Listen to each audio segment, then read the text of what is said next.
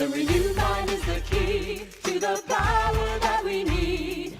The world is gonna see that it's Christ in me. The renewed mind is the key to the power that we need. It's the only way to be strong in victory. God has clothed us with his righteousness and power, and we live for him in our daytime and hour. We can stand upon the greatness of his word and proclaim the truth.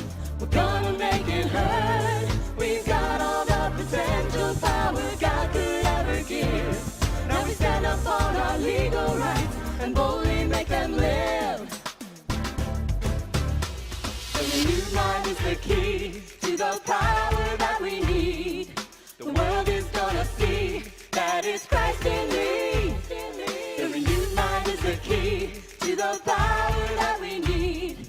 It's the only way to be strong in victory. We can claim the rights that God gave you and me. We can live above all principality. As we move with God, his power lies within, giving us the strength to conquer and to win. We've got all the enablements his love and grace provide. Now we put that truth within our hearts and walk with all God's might.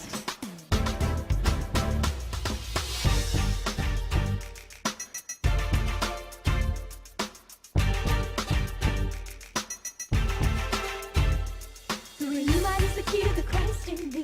The renewed mind is the key to the Christ in me. The renewed mind is the key to the Christ in me. We know that the renewed mind is the key to the power that we need. The world is gonna see that it's Christ in me. We know that the renewed mind is the key to the power that we need. It's the only way to be strong in victory. The renewed mind is the key to the Christ in me. The renewed mind is the key to the Christ in me. The renewed mind is the key to the Christ in me.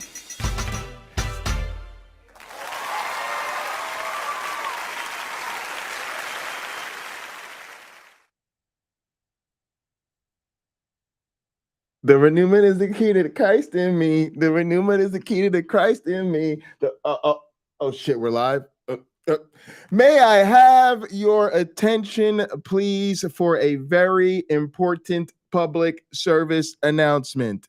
We are taking over the internet because the United States champion of word wrestling entertainment has returned for another edition of the Pocket Locker podcast.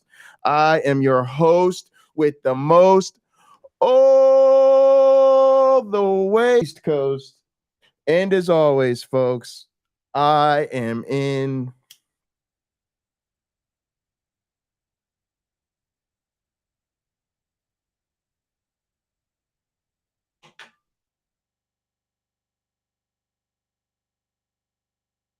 airplane mode. We have got a great show lined up for you this afternoon, folks. Please grab something to drink, grab something to smoke. It is time to catch a vibe and jump into the musical portion of the program.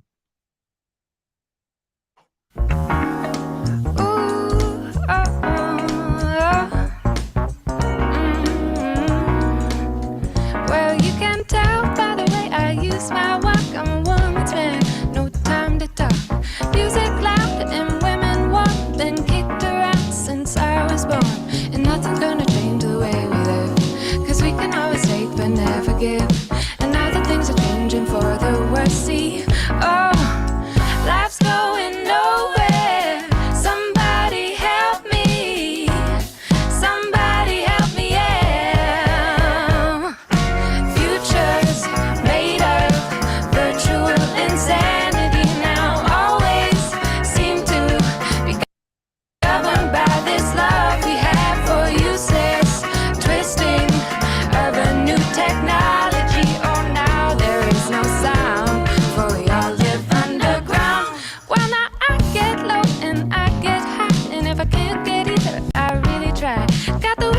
Alrighty. On my shoes, I'm a dancing man. I and got just Carrie can't Ann in the lose. house. Nothing's Look at gonna the change trees. way. Liz 'Cause we Allen. can always take one Pragmatic out of it. Crystal. And now the UC things change for the Love. worse. See, oh, life's going nowhere. Somebody help me. Tsunami's here. Somebody help me, yeah. Punk to Pastures Futures here. made of virtual insanity. Now Non-believers in the always house. seem to be governed by this love we have for useless twisting of a new technology. Oh, now there is no sound, for we all live underground. Life's going nowhere. Somebody help me.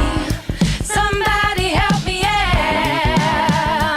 Oh, life's going nowhere. Somebody help me. Somebody help me, yeah.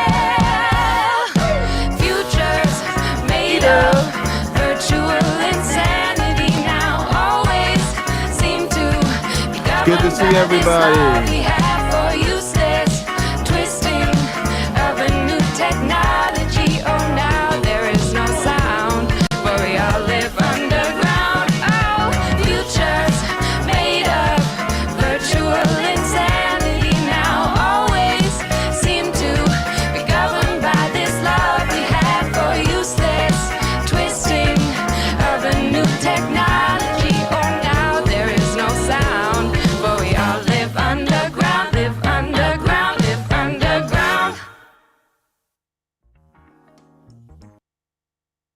Fantastic, fantastic. All right, gang, we got one more for you. This one is a new one. Y'all already know we got to do it, man. School's back in session. The fall is here. It's times is feeling kind of down, but you gotta get yourself a little something to make you feel good about it being September.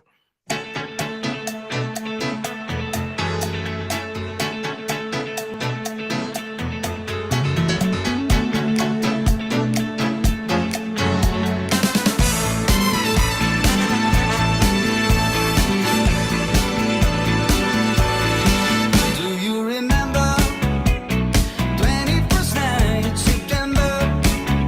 Love was changing the minds. Hey, Steph. While I'm chasing the clouds away.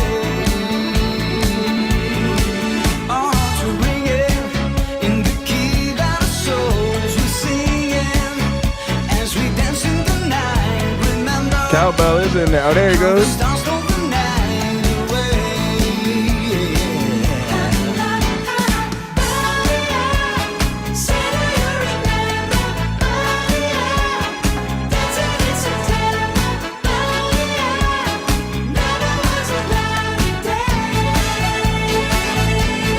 Through him, with him, in him, y'all. In the unity of the prime man, you may drink.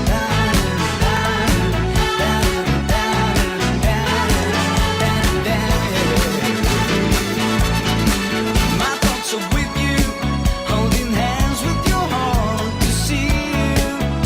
Only blue don't love, remember. Yeah, it's not even letting me tight. There we go. Carrie Ann beat me to it. Now December found the love we shared in September. Only blue don't love, remember. The true love we shared today. They're playing the shit out the horns.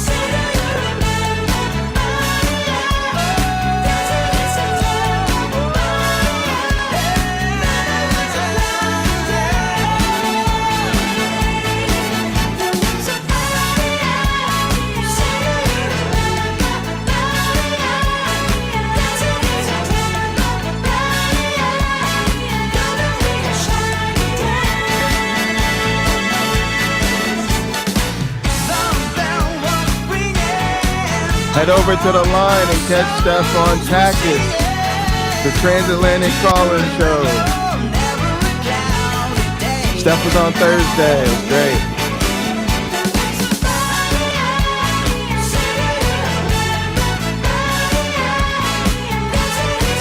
Hey, y'all definitely want to check out that new Mr. Lizard.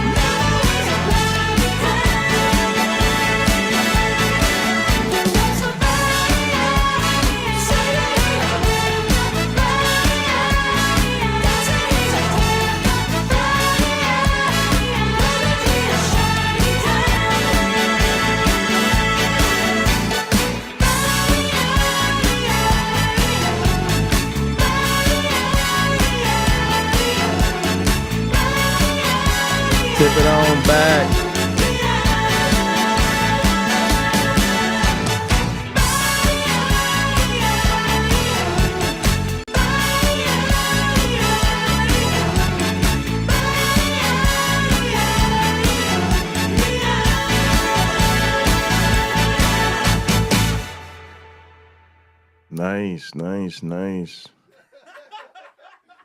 There's the cast. All right. Damn, that's a big ass band right there. All right, y'all. Let us go ahead and take off on the main event of the afternoon. And gang, I don't even know what to say about this. I don't even know. I'm still not sure why this happened. But we got to talk about David Pakman, y'all. Y'all gotta tell me what's going on with your boy David Pakman, because not too long ago he had on Vivek Ramaswamy. That was terrible. It was pretty bad. Recently sat down with Richard Dawkins directly in the middle of all of his anti-trans controversy. And now this week, the big feature of the week was to hit us with this interview with Dennis Prager, which I think he actually stretched out over multiple days. So again, why the fuck is David Pakman even talking to Dennis Prager? I don't get why this is happening. It's so weird. Like they're like such strange bedfellows, I guess you would say. All right, gang, let's go ahead and jump into this.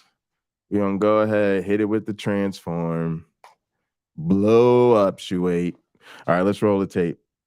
Today we're going to be speaking for the first time, maybe not the last time, we'll see how it goes, with Dennis Prager. Many of you may know him from PragerU, from his radio program. He had a conversation not too long ago with our friend Anna Kasparian from the Young Turks. Dennis, welcome. It's great to speak to you today.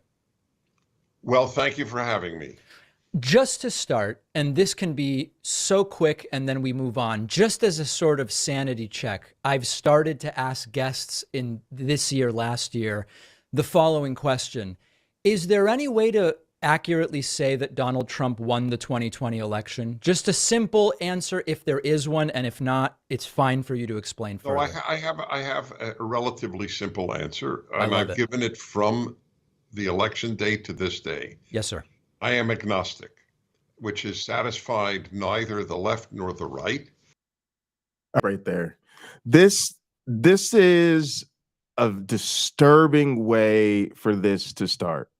So David comes out and just says, just as a basic sanity check, just a simple, let us know who won the presidential election, right? Just very simple, anyway, and this motherfucker says, I'm agnostic, which let's just call it what it is. When did this become okay? When did it become okay to just deny election results in America? How the fuck is this democracy?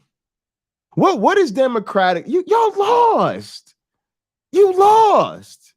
You went out, you cast your vote. You should be fucking cast off the goddamn island of relevancy right there, because we know this fuckface cast a vote for Donald Trump like the rest of these Republicards. And y'all lost. Which, I don't know if this sounds crazy to you, but I think you lost because you were supporting the far worse candidate.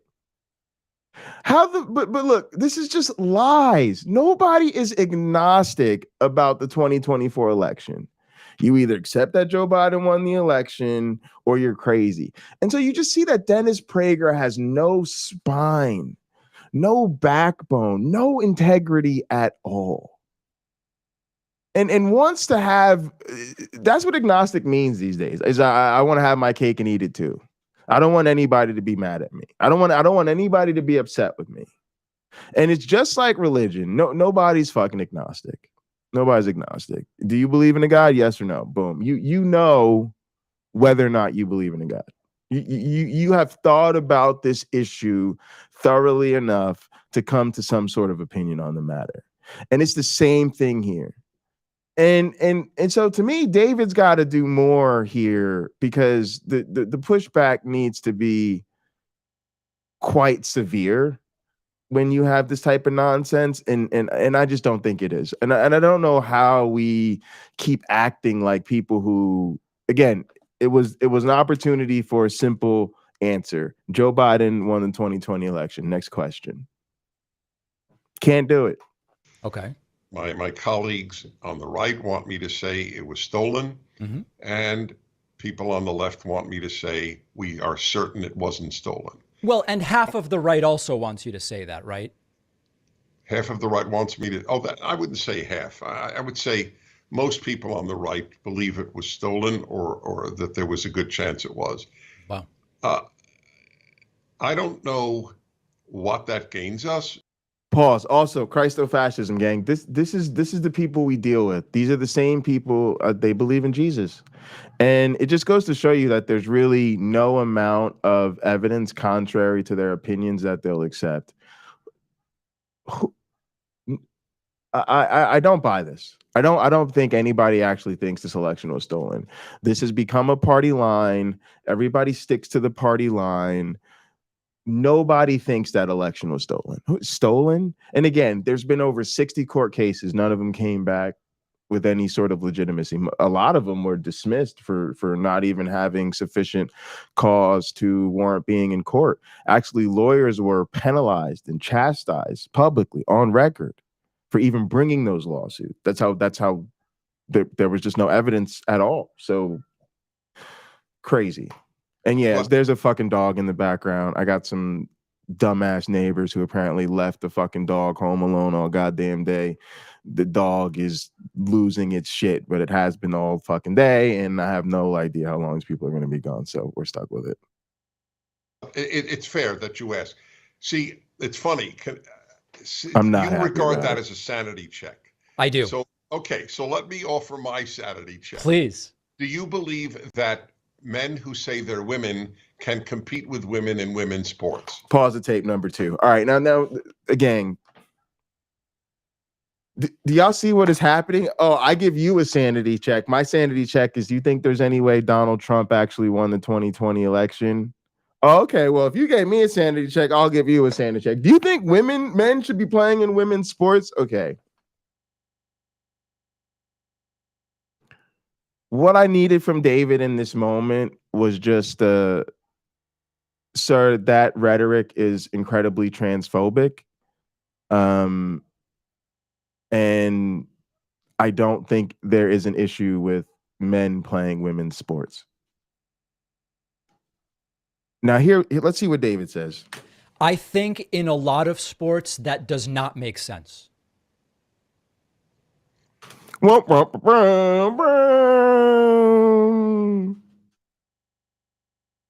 Just fail. Just fail. Just an utter fail. Hey, buddy, I'll give you that one. Let's keep those men out of women's sports. First off, let me just be clear about something, gang. Y'all don't give a fuck about men playing women's sports. People don't. When I was in high school, I had a friend who played on the girls' field hockey team. There was no boys' field hockey team. Title IX law says when there is not a sport, when there's a sport that doesn't have teams for both groups, then you let the one group participate in the other group. That means if you don't have a girls' football team and you have a girl that wants to play football, you have to let her try out for the football team. We had a boy who wanted to play field hockey. There was no boys' field hockey team. He played field hockey with the girls. Nobody cared. Nobody gave a shit. This issue is particular to trans people in sports, particularly trans women in sports. And also, to me, this is how you get your card pulled. This is how you get checked. So you think, hey, I'm with the right wingers, let me give them this easy one. Hey, you know what I mean? I don't want any men playing women's sports. You think it's an easy one to give them, but you forget that we're watching too. We're looking at you while you're having this conversation.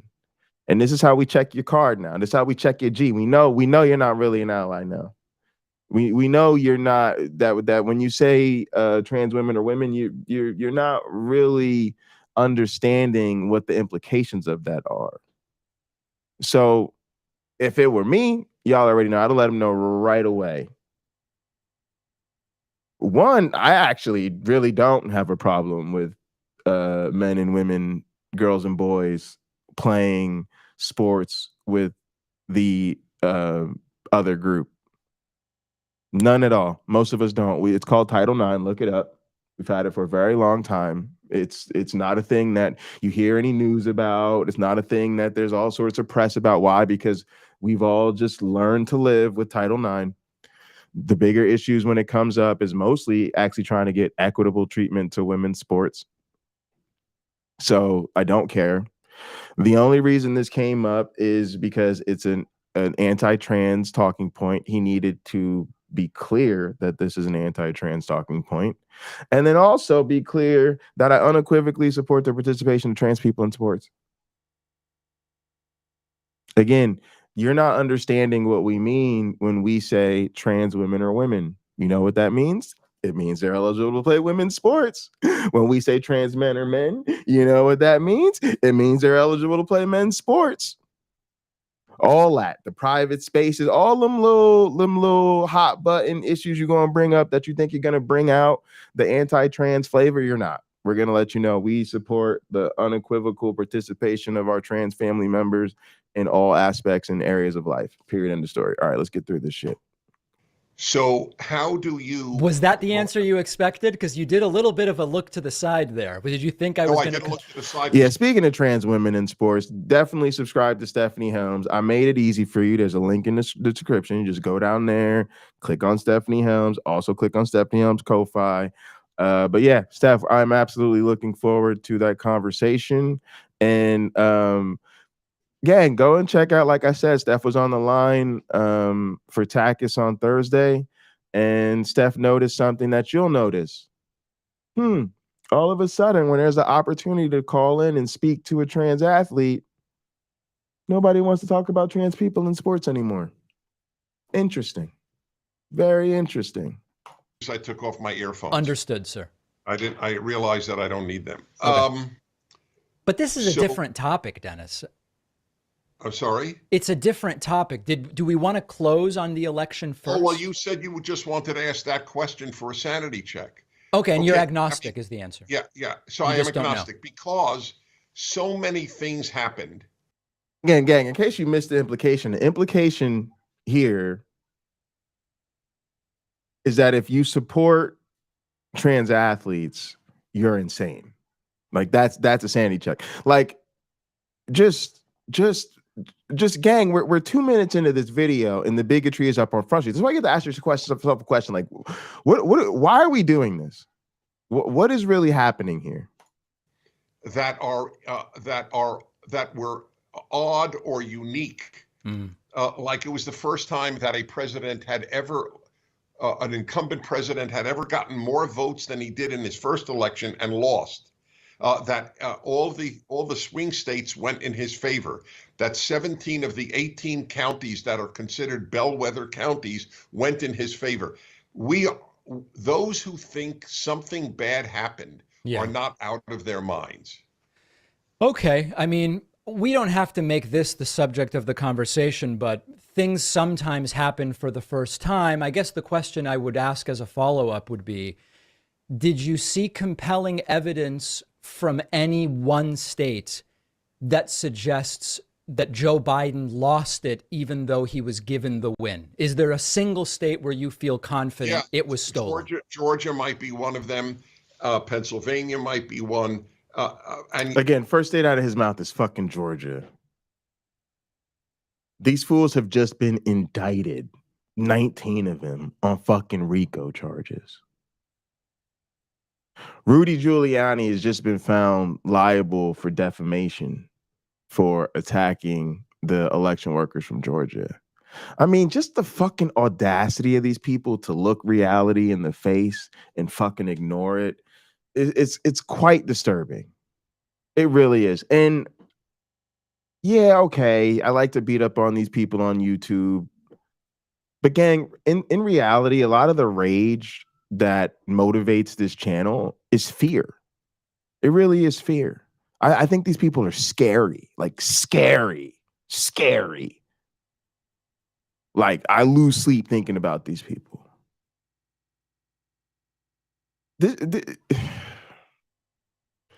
This is so anti-democratic and so delusional and such an example of audience capture. And it's straight out of the Christian playbook. I honestly do not. Let me get myself in trouble here. I sincerely doubt that we can improve our material conditions cooperating with these people.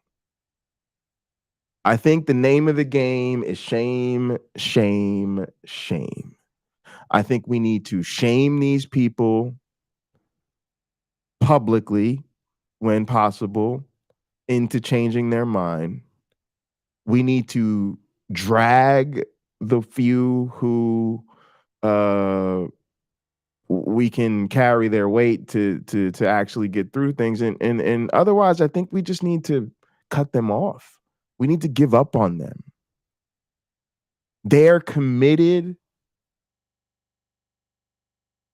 to not being reasonable human beings. And I think it is to our detriment to continue to try to reason with the unreasonable. I think it's time to say, fuck them. I've got nothing but shame and hostility towards you. The few of you with your ears open that are trying to halfway seem reasonable, we're just dragging you along at this point. We're just going to tell you what it is.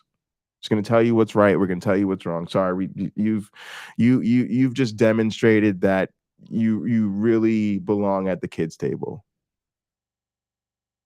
And otherwise, fuck, just give up on them. There's no redeeming people like this.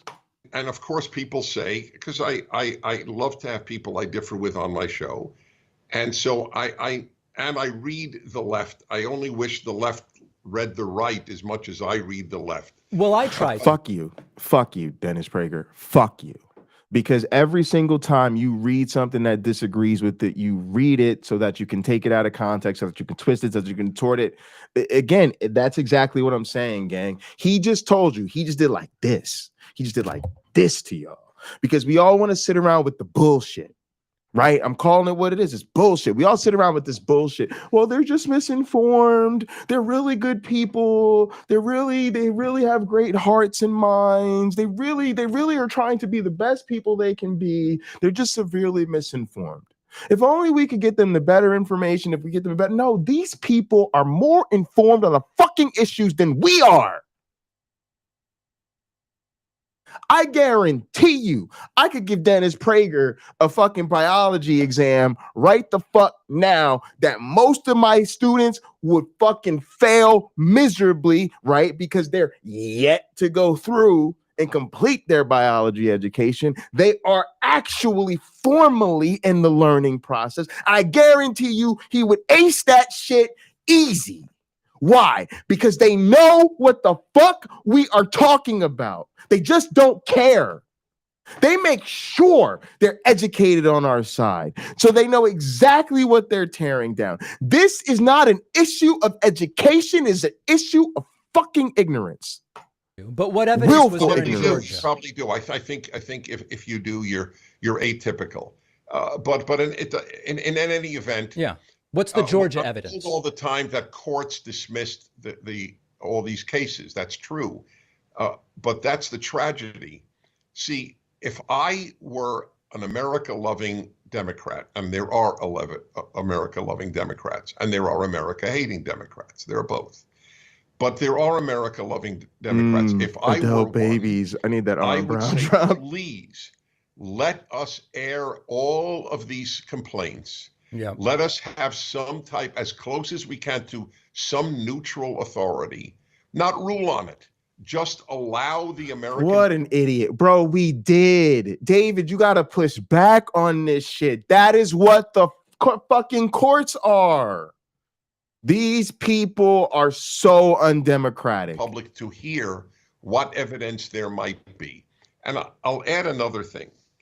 If one believes, and I'd love you to respond to this. Yeah. If one believes that Donald Trump is a neo-Nazi fascist. Something I've never said, but we could maybe find someone who believes that. Yeah. Well, okay. I believe you haven't said it, but gang, this is why we started the David Blackman show, because unfortunately, David Pakman and similar channels are like the biggest. I want to put progressive in scare quotes. There's like the biggest progressive platforms we have, but they just won't go there, right? And we need more voices that'll really go there. Like y'all know, if me and Uncle Bobby had this kind of platform, we would not change up a goddamn thing. Well, first off, because we would only get to having a platform like that if what we were doing became so popular that, you know, we knew that many people wanted the real. And I believe actually that many people do. Believe it or not, I believe if me and Uncle Bobby were on fucking the Minority Report or one of these fucking bigger fucking shows or whatever, people be like, oh yeah, we're all about that shit. Who the fuck are those guys? But for some reason, the formula of the people that have sort of made it to a real level where you can kind of compare them to establishment and legacy kind of cable media in print sources and stuff like that, they just won't go there. And this is, to me, this is like, I hate to say, but I see Dennis Prager punking David Pakman here. Like I see Dennis Prager kind of swinging the big dick in David Pakman kind of going soft here, right? He's like, oh yeah, okay, you don't want to give me a straight answer on who won the election. Oh, okay, that's all right. Okay. Oh yeah, well I guess you're right. I don't want a bunch of dudes playing sports with women. That's definitely terrible. Oh, I've never said Donald Trump's a neo-Nazi fascist. I wouldn't. Yo, David, like, why don't you just let him fucking come to your crib and just make a sandwich, make himself at home with your partners, tuck your kids in that night? Because bro, he owning you right now. I understand being friendly to your guest, but you got to know who the fuck you talking to. It's not germane to my argument, whether you said it or not. It's said often that he is a fascist. Excuse me, that he is a fascist is constantly said on the left. And so if you believe that, aren't you morally bound to cheat on his behalf? For example, if I were in Germany in 1932 during the elections that brought Hitler to power, I tell you, I would have cheated on behalf of any other party than Hitler's party. Yeah. Aren't you morally bound to cheat if you believe the man is a fascist? And notice it's the inverse that's actually happened. And this is something the right has become so good at. They feed their audience delusions about the motivations of the other side, knowing that will drive stochastic motivation in their audience. You know, well, you know, if the left truly believes that Trump is the Nazi they say he is, then why wouldn't Antifa fucking be responsible for January 6th? Why wouldn't Antifa why wouldn't you steal the like come on, bro?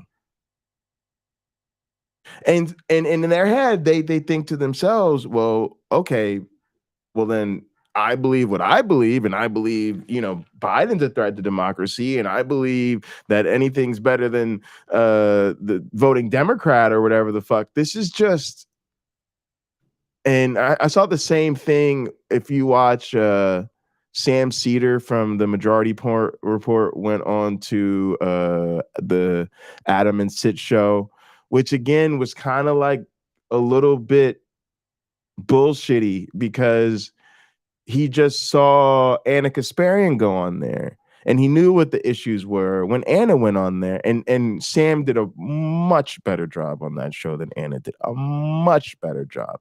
But he did allow some of this rhetoric to get in there without speaking directly to the fact, no, bro. All the people that are going to fucking jail for insurrectioning are on the right. Yeah, when we did the election, we found out who voted twice. Yeah, it turns out it was the right wingers who tried to vote twice. Yeah, when it was hang Mike Pence, yeah, it turns out it really wasn't a lot of Democrats talking about hang Mike Pence. Come on now. You'd have to ask someone who believes that. I don't know. I mean, I think, listen, we only have a half hour and we're 5 minutes Yeah, so in. look, well, let's talk I about think what I would say is the audience can judge. Is there evidence out of Georgia that's convincing to them? Is your answer to did Trump win logical into them in any way? Let's let the audience decide on this section of the conversation. Fair. I'm really interested in talking to you about woke, anti-woke, cultural issues, etc. Now, you and I could pick one thing like cat litter boxes in bathrooms or quote, men and women's sports or drag shows or whatever. And we could just talk about that for 25 minutes. But I want to zoom out a little bit because you've been in this for a while and I've been following many of the things you've said about these issues. Here's again, my this for a while. Just all talk about of that for 25 these quote, men and women's sports, cat litter box. All of these are anti-queer issues. Cat litter boxes in bathrooms, men and women's sports, drag shows. Yeah, that all seems to be zeroing and focusing on one community in particular. Or quote, men and women's sports or drag shows or whatever. And we could just talk about that for 25 minutes. But I want to zoom out a little bit because you've been in this for a while and I've been following many of the things you've said about these issues. Here's my curiosity. If you look at polling, if you're going to just reject polling. All right, gang. Now, David might have just done himself in right there, y'all, right? Because he just said he's been following, he knows he's been around for a long time. He's been following him for a long time. He's aware of a lot of the stuff he says on these issues. So, David, my guy, I got to ask, why? Just why? Then we'll talk about that. But let's assume that we have some polling that tells us something that is relatively close to what the country believes. Record support for same-sex marriage today. Record number of people saying, I'm moving away from religion. Highest in the Roe v. Wade era of the country says abortion should be legal in most cases. 60% says we haven't gone far enough on making trans people feel welcome. I'm with okay, you, I Steph. could go on, but you get the ridiculous. gist of what I'm saying. Do you feel as though this is a lost cause and the country has clearly gone in a different direction from where you would like to see it? Or what do you think might happen that would turn around this 30, 40-year trend of moving to the left culturally that I believe we are seeing in the polls? There's no question we're moving to the left culturally. The first thing people have to do is recognize reality. You may or may not be happy with it. I'm just not. Yo, like this is, I'm different, y'all. I'm different. You understand what I'm saying to you? This man, Dennis Prager, who just crackpotted his fucking religious nuttery into the Florida public school system while they turn around and fucking exclude Black history, queer history, anything that can be misconstrued as woke. The fucking anti-reality, the anti-science-ness of these motherfuckers. I'm not about to let him sit up here all smug, chuckle to himself and smile on my show and talk about people need to accept reality. No, Dennis Prager. You don't get to lecture anybody on fucking reality with your magic believing ass.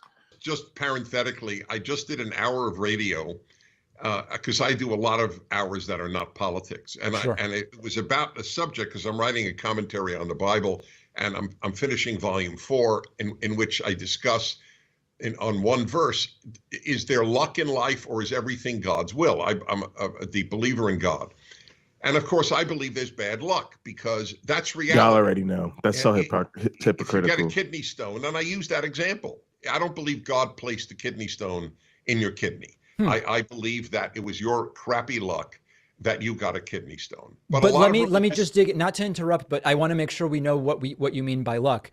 Do you mean by let's imagine the prevalence of kidney stones is 2%, just for hypothetical for our conversation.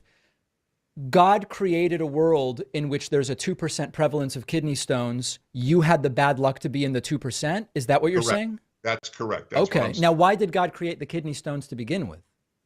Because God did not create perfect nature. I mean, trees can fall, avalanches can happen. Okay. It is our task to fight cancer and to be able to live with avalanches. Got it. What a bunch of fucking mumbo jumbo. What are you talking about? So this perfect God's part of his perfect plan. Again, this is just belief that means nothing. People just say you're a Christian, just say you believe in God, just say this doesn't make any sense. You worship an asshole that created a world with kidney stones and cancer. Oh, and people just sucks for you. That's a God worthy of worship. No. Please explain to me how this God is perfect. How is this God loving, just, merciful, any of that shit? I'm so sick of these fucking people who belief is so central to their life, but belief means nothing to them. The human being wanted to leave the Garden of Eden. That's my take on the story. We rather live in a free universe than in a perfect universe. Okay. But I'm glad you went. He'd rather live in a free universe than a perfect universe. The only reason I raised this, right, is I am not happy to acknowledge the power of bad luck or good luck, but it is the reality. I am not happy that 45% of young Americans say, according to Pew, that they believe in free speech but not for hate speech. It shows you how incoherent young people's thinking is, that they don't understand that the whole point of free speech is to allow speech that you can't stand. Okay, I'm a Jew. Liz Allen, it may not even take a Sacha Baron Cohen. Tsunami. It ain't even gonna take Sacha Baron Cohen to get him to admit that he's a Nazi. Literally, he just basically came out, and he's on the same exact tip Jordan Peterson is on. If they won't let me be a bigot, they won't let you order what you want off the goddamn menu at the diner. Freedom means my ability to be an asshole. Yeah, young people are kind of, go young people. Good for young people. Young people understand. Yeah, I can have freedom of speech, and nothing about prohibiting hate speech should limit what I have to say. If you're not a fucking hateful asshole, there's no conflict here. We also understand that rights are limited by their impact on other people's rights. So my right to live as a black man, ostensibly free from harassment and violence and threats because I have darker skin, means there needs to be restraints on what other people can say about black people. Because you say a bunch of hateful shit, you spread a bunch of vile, bigoted attitudes, and bad things happen to marginalized people. That is why we have come up with this restriction. We also have what's called protected classes. In most, public facing areas of life, you're not allowed to discriminate against those public classes. That is going to limit what you can say. But again, he thinks we have to have some sort of absolute free speech, which again, he doesn't support, right? Because he doesn't support my absolute free speech to tell him he's a fucking idiot for believing in God. He probably wouldn't support my ability to be like, you want to talk about people who live in reality? Let's talk about the fact that you believe in God. Get the fuck out of here. Nothing about that belief coincides with reality. This is crazy. I can't believe David, and David's just going to let this shit go unchallenged. If you don't think the Holocaust happened, you're a liar, you are sick, you are perverted, but you are allowed to say it. By the way, you're not allowed in most European countries. You can be imprisoned for denying the Holocaust. Yeah, and to be clear, I'm a Jew as well, and I believe exactly what you just said. I believe you. Okay. I had a feeling you would, but just know your side is as opposed to free speech, as more opposed than ever any segment of America. No. Also, go fuck yourself. And he knows that these are not even the same thing. Most of us don't actually think people should be imprisoned for denying the Holocaust. We do think freedoms are limited.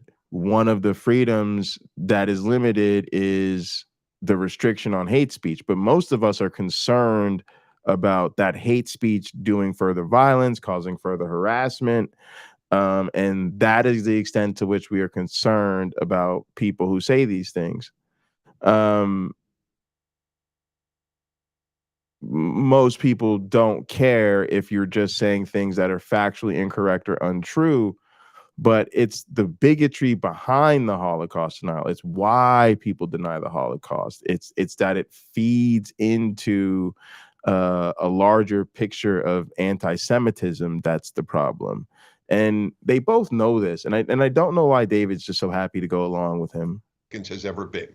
We are living through the greatest crisis of free speech in American history. That poll is an example. Here's another one. Okay. 25% of Americans aged 40 and over have never been married, as opposed to 8% in 1980. We went from 8 to 25% in 40 years. Can we talk about that one a little more? That one I Sure. find interesting. I'm not 40, but I'm in a long-term relationship. I have a baby. I'm not married. It's a conscious decision I've made evaluating what is marriage in 2023. Is that the sort of contract I'm interested in? Do I need that to mediate my relationship with my girlfriend? Are there protections that I find necessary? I don't know that for me, and for so many other people I know that are probably in the group you're sort of describing here, I don't know that it's any kind of moral commentary or a commentary on the nature of relationships, but more about, for most of human history, this sort of contract didn't exist. There was a period where it peaked. I think it was the 50s or 60s or 70s. It seems to be in decline.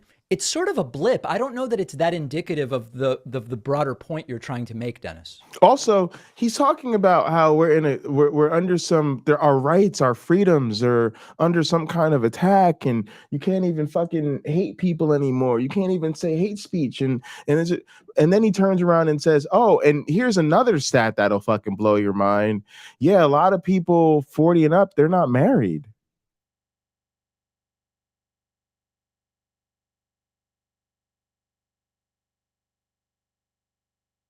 What just happened to your whole thing about freedoms? And we supposed to have unmitigated freedom? Isn't that what you want? Yeah, in part of unmitigated freedom, if motherfuckers don't want to be married, motherfuckers don't get married. What seems to be the problem?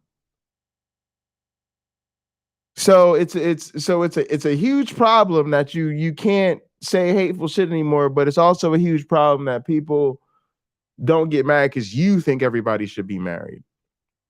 It just nothing about this man is consistent, makes sense, aligns. Again, these are just anti-democratic, Christo-fascist. I'm calling him a Christo-fascist. I don't give a fuck if Dennis Prager is a Jew. Dennis Prager is Agent Zero in the Christo-fascist movement in America, and he fucking knows it. It's funny you should say this. I went to a wedding last Sunday night, and my wife just spoke to the woman who got married. Yeah. And they had lived together for about 4 years. And she said, everything feels different. And I always explain to people, you use the word girlfriend. So you'll just have to take my word for it. Please. That you would be conveying a very different image of yourself and your relationship if you said my wife. I agree. Oh, okay. I think that is a worthy commitment that human beings should make. I would like you have a child, I believe. Yes, I indeed. would like a child to believe mommy and daddy are husband and wife, not just boyfriend and girlfriend. It's better for the kid, better for you, and better for the world. But why do you think then that this Why? marriage thing Why is it better? was the sort of more prevalent status for such a tiny blip in human history, and now it's already diminishing? Well, I mean, the Bible was written 3,000 years ago and everybody got married. I don't know why you call it a blip in history. It's universal. People got married in virtually every civilization. Well, so if we consider modern humanity 250,000 years, for most of time, humans were not getting married. All right. Look, if I can't talk about, and again, like, bro, you're supposed to care about reality. Who cares? What you are doing is you are taking people's nature to commit to each other, which honestly, gang, if you want to know what it has to do with, I'm gonna just keep it real with you. It has to do with the fact that it takes a really long time for a kid to grow up, like a really long time. It's called parental investment. Usually you can track parental investment in paternal care and co-parenting and cohabitation and all of this shit throughout nature, and it's usually correlated with how difficult it is to raise a fucking baby. Okay? Humans take 15 to 30 fucking years to become independent. So yeah, they're going to need parents around for a long time. It facilitates people being committed to each other. Most of the time, you know, whether that's formally being a marriage or whatever is annoying. Also, it kind of undermines their point, because if it's been going on most of human history and it's been ubiquitous throughout our evolution, then it ain't got shit to do with the church or the Bible, then, does it? So this is just weird. This is just about him virtue signaling and taking these stances for the right. And there's just no, on one hand, he wants unrestricted freedoms to be a bigot, but at the same time, everybody should be forced to get married. This guy just does fucking all over the place. I really can't stand Dennis Prager. I think it's safe to say I hate Dennis Prager. A Bronze Age man. Okay, fair.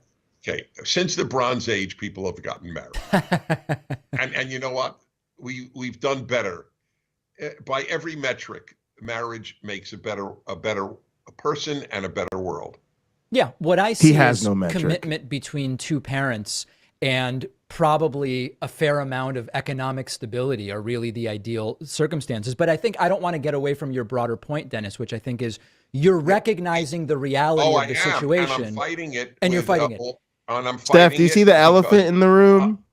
I believe that graduating high school, getting he's trying to steal your shit, and getting married before you have a baby, that is almost the perfect recipe for a better life. But going more broad on the other culture war issues I mentioned, you're 75, you've been at this for a while. Don't you think that maybe it's simply being lost? Or let me ask it in a different way. What catalyst do you think might happen that might turn this thing around so that the so-called kind of anti-woke side Hey, Christian, good to have South Africa in the house. Damn. Well, I've been ranting. It's a great question, and I don't have a perfect answer. I do think that the chaos of the trans movement, that people support the removal of girls' breasts when they're 18 or even sometimes younger, or boys getting castrated because they say they're girls. This has alarmed a fair number of people. This is bullshit. And this is exactly what they do every single time. Well, so many of us believe it, so it can't be untrue. It's got to be true. Oh, there's so many Christians who believe in Jesus, it can't be unreasonable. Y'all have created this mass hysteria over this shit, and then you turn around and use that hysteria as evidence that there's always been a problem. They also use vile fucking language. They're just snatching girls' titties off. They're castrating the boys. They're just fucking singeing their nuts off and fucking tossing them over the fucking fence like a tennis ball. And again, no concern for what happens for our trans young people that don't get gender affirming care, that are growing in the wrong bodies. They're so against a trans girl,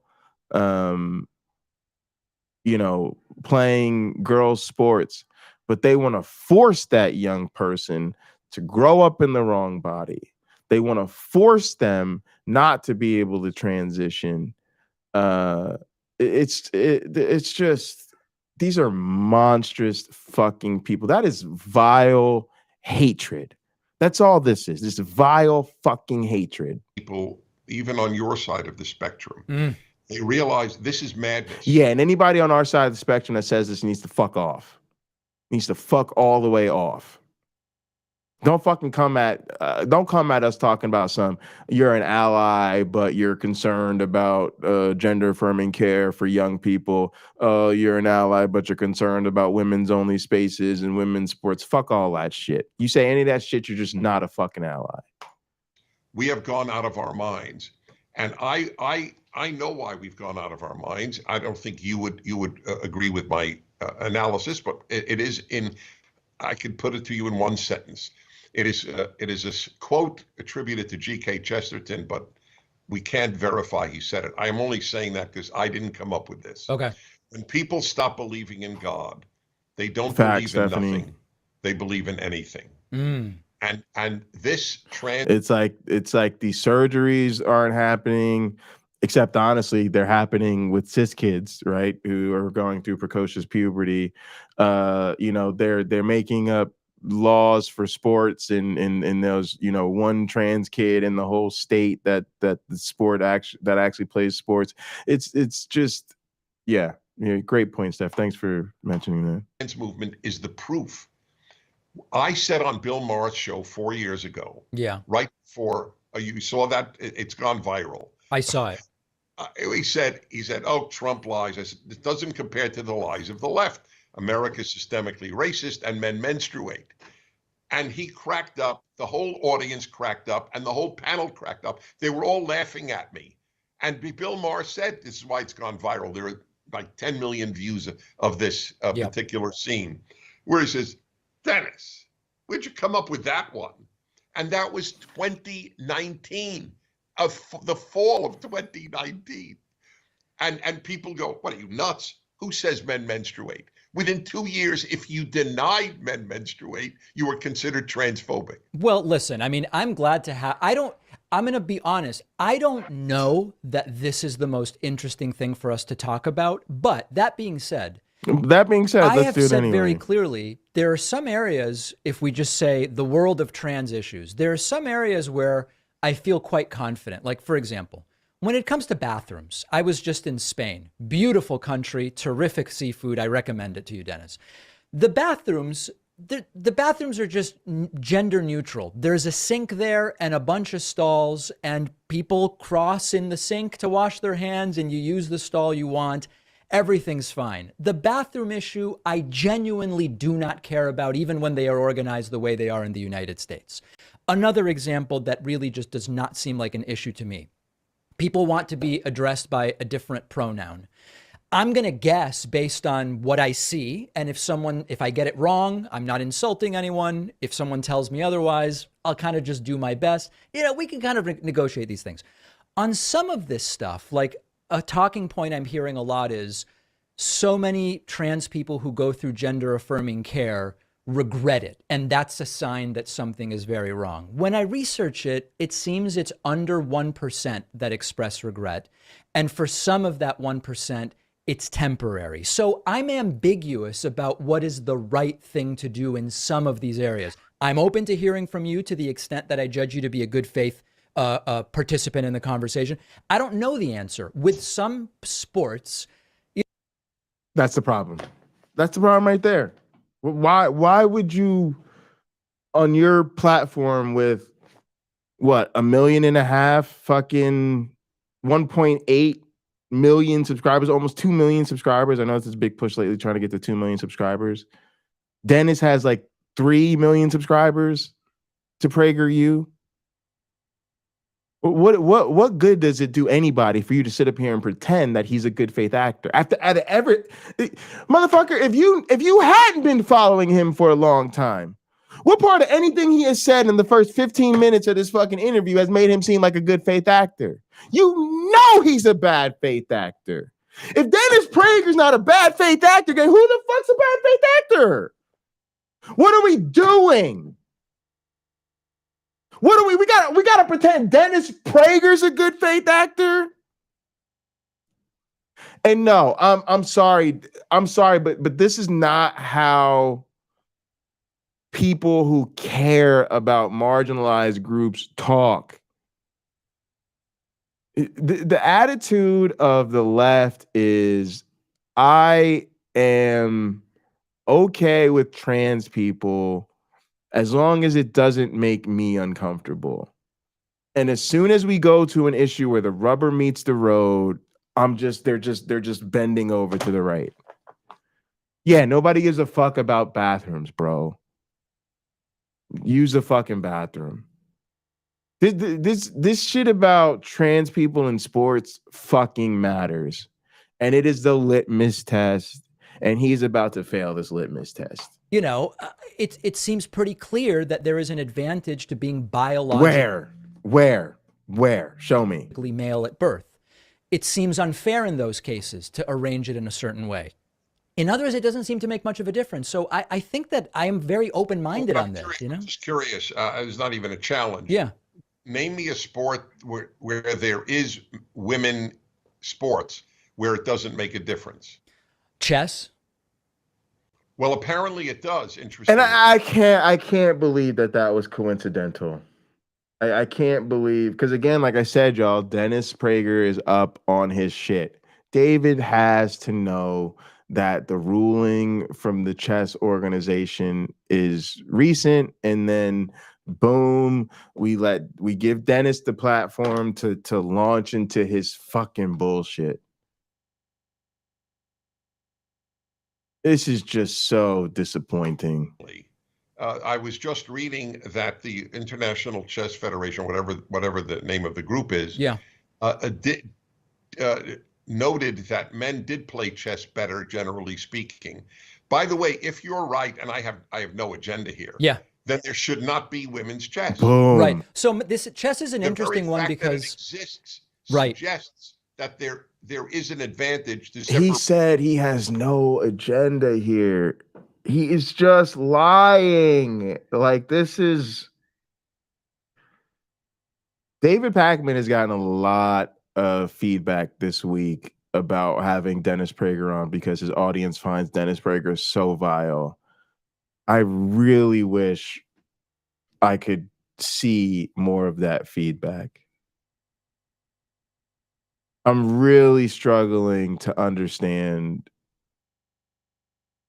where David's coming from with this. I really... This feels like he's whitewashing Dennis Prager. What the fuck's going on, man? Rating the sexes. My understanding is, and again, I think we're both trying to learn here. My understanding is the reason that the women's chess division was originally created was not enough young girls were participating. Okay, fair enough, but it's not a physical sport anyway, so it's not a sport. No, I mean, listen, I don't know. So that you, all right, no, but you said where it doesn't matter, but if it doesn't matter, Steph, I didn't know how much they were going to get into this shit, but if you want to pop on, it is, track, feel free field, to. Weightlifting, tennis, but apparently there is a difference.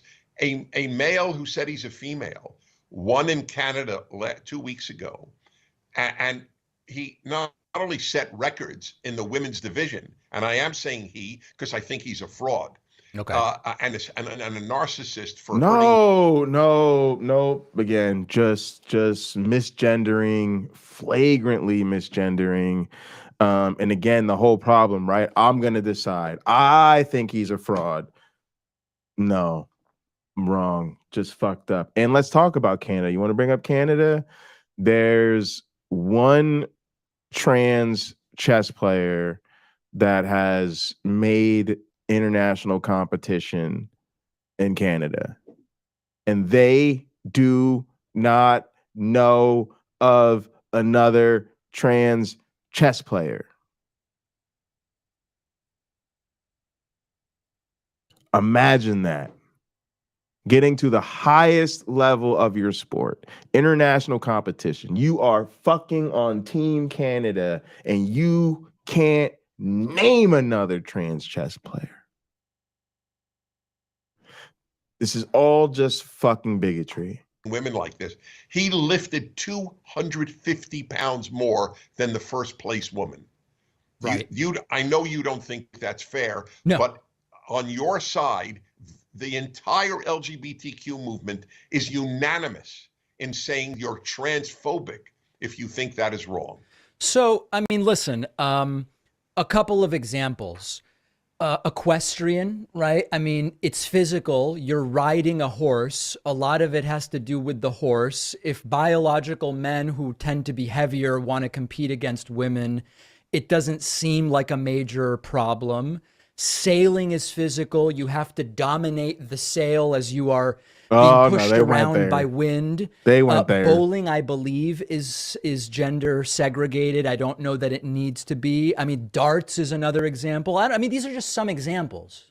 Right. So wherever it made a difference, you'd be opposed to it. So you are transphobic according to your side. Okay. Please understand that. Well, but I think the point that I'm trying to make to you is that there are many people on my side that are taking my view and sort of trying to figure out something that is admittedly not completely figured out yet. It seems incorrect to cast us as... It's figured out in most cases. I mean, it's figured out for racing, for track, for weightlifting, for tennis. Yeah.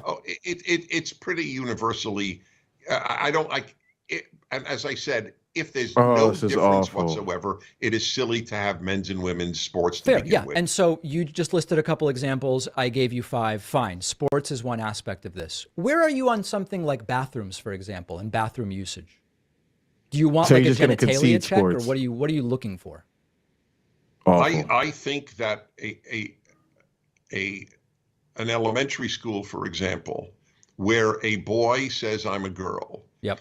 and would be exposed in front of the girls as they are in the case now of college swim meets, where if a guy says he's a girl, Leah Thomas exposed his penis to the girls on the Penn But Dennis, swim. I hate to interrupt. You first said kids. In college, they're adults, right? So which are you talking about? Right, both. Oh. So I'll start. I'm just Yeah, giving an that's example of where it does occur. Pistachio. Okay. That's what With adults. that's what I think- wanted I him to think say at the that- beginning. That's as soon as Dennis Prager went there, he needed to say that. And also, David took the bait. David took the bait of letting Dennis control the frame of this conversation. So, we did the election for 5 or 10 minutes. Now we're going to do this trans shit for most of it. And so this is just conceding the frame to the right wing. And then at every opportunity, I agree. That here, your anatomy should dictate in elementary school which bathroom you go to. In elementary school, Ideally, okay. by the way, I have no problem if when there is a unisex a bathroom with one stall, anybody goes in. Yeah. That's I have on occasion where there is one stall, I have gone into the women's bathroom if I really had to go to a restaurant. Wow. And it was a little nothing thing with just one toilet. Sure. So, and I've recommended to women to go into the men's because if my table was near the bathroom. So Very genteel of you. I'm sorry? No, I said that. He just made it absolutely abundantly clear he only gives a shit if it's trans people. Oh, I'll use a unisex bathroom. No problem with the unisex bathroom. Oh, man needs to use a women's room. Up, shit happens. Women needs to use a men's room. Up, shit happens. This man is terrible. That's very genteel of you. I'm sure the Well, women it's not appreciate it. genteel, it's just common sense. I'm a big believer in common sense. But to so be honest. elementary school, it's a But genitalia yes, check. your anatomy should dictate which bathroom you go Steph, to I in dropped the elementary link in school. chat. Okay, and then Do you in need any other do you need me to scenario, put in should it gather? also? So,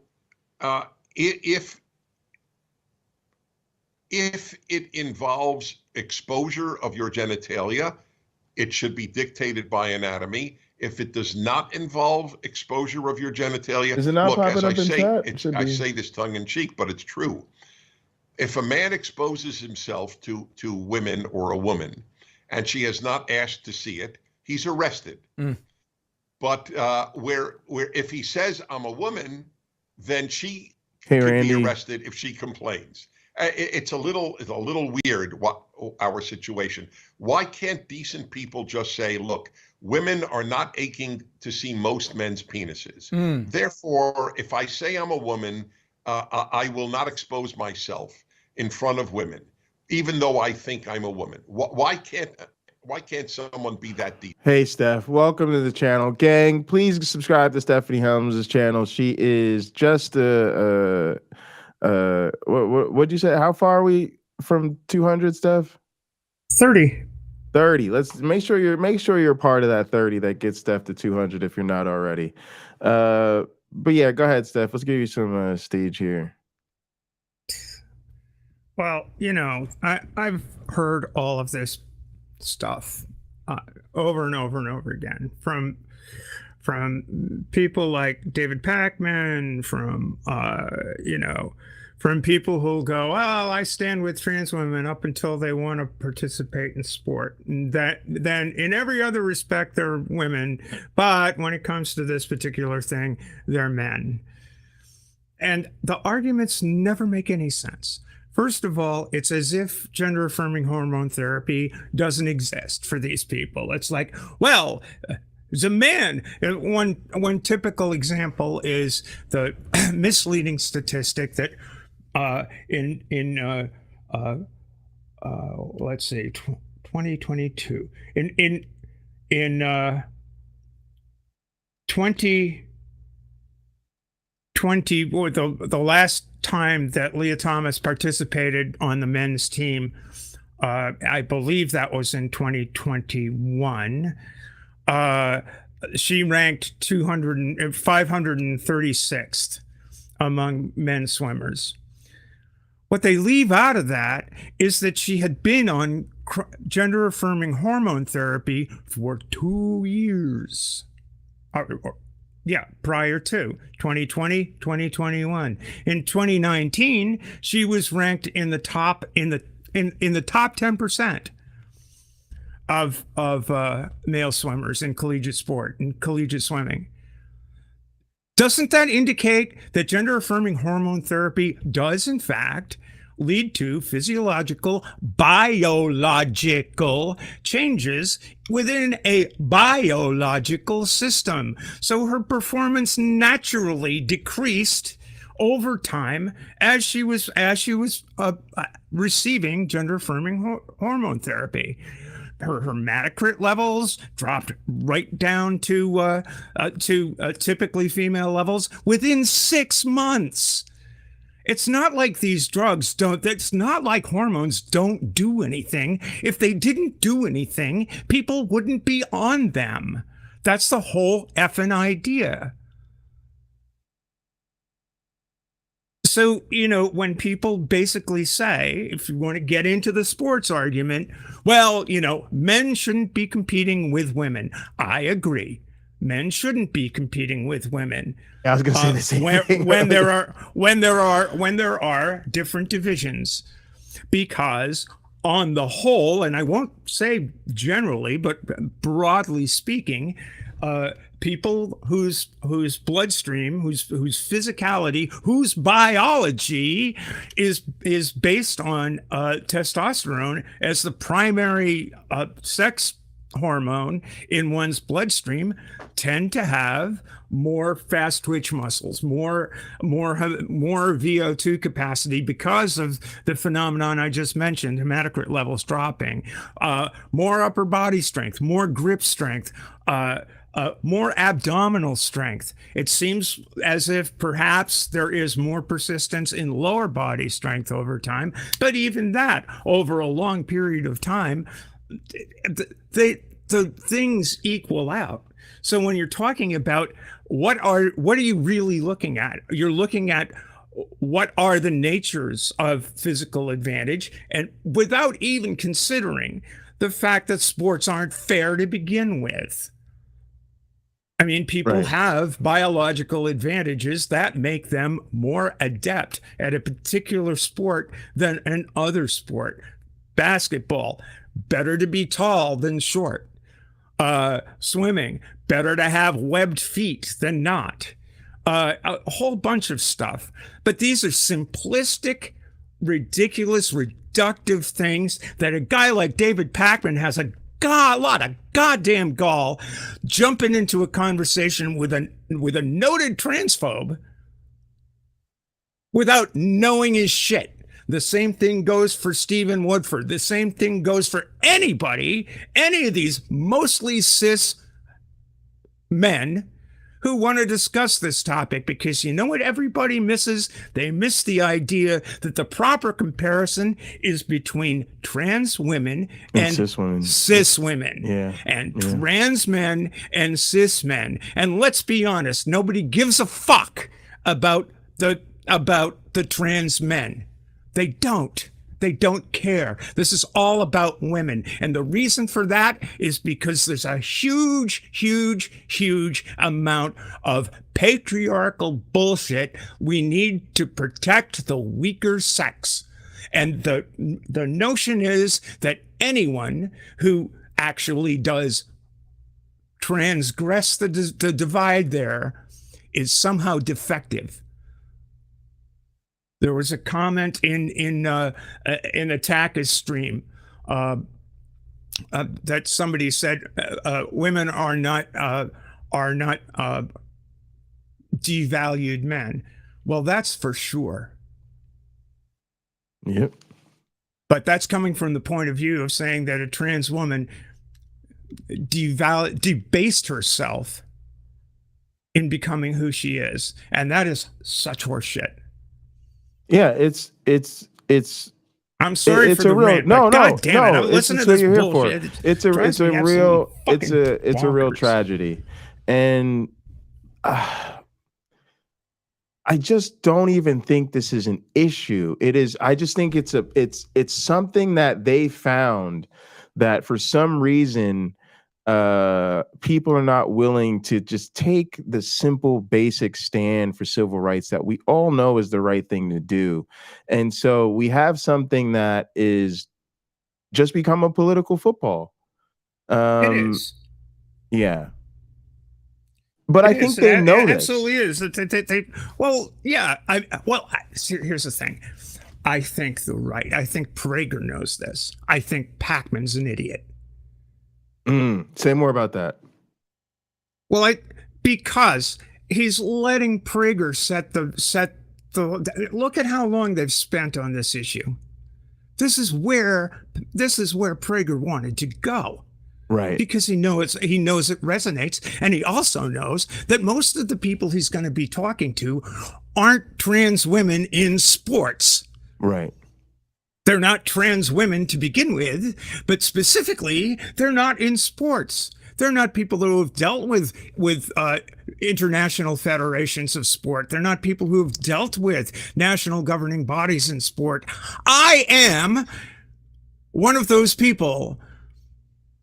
And aside from having a seat at the table in my national governing body to discuss these issues rationally, calmly, with an eye toward the impact that it has on people's lives. What we're talking about here, folks, are people at the end of the day.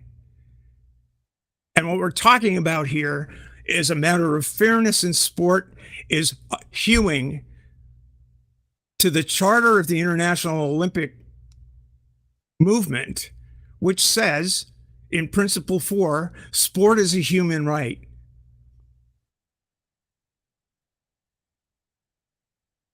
And when I, who have competed in my sport for 25 years as a trans woman without any problems whatsoever, sure, a few here and there, mostly having to do with, that's weird. Well, okay, will you sail with us? My competitors don't care. My teammates don't care. Never have. But now I have to deal with this garbage from a bunch of people who are fundamentally either bigoted or ignorant.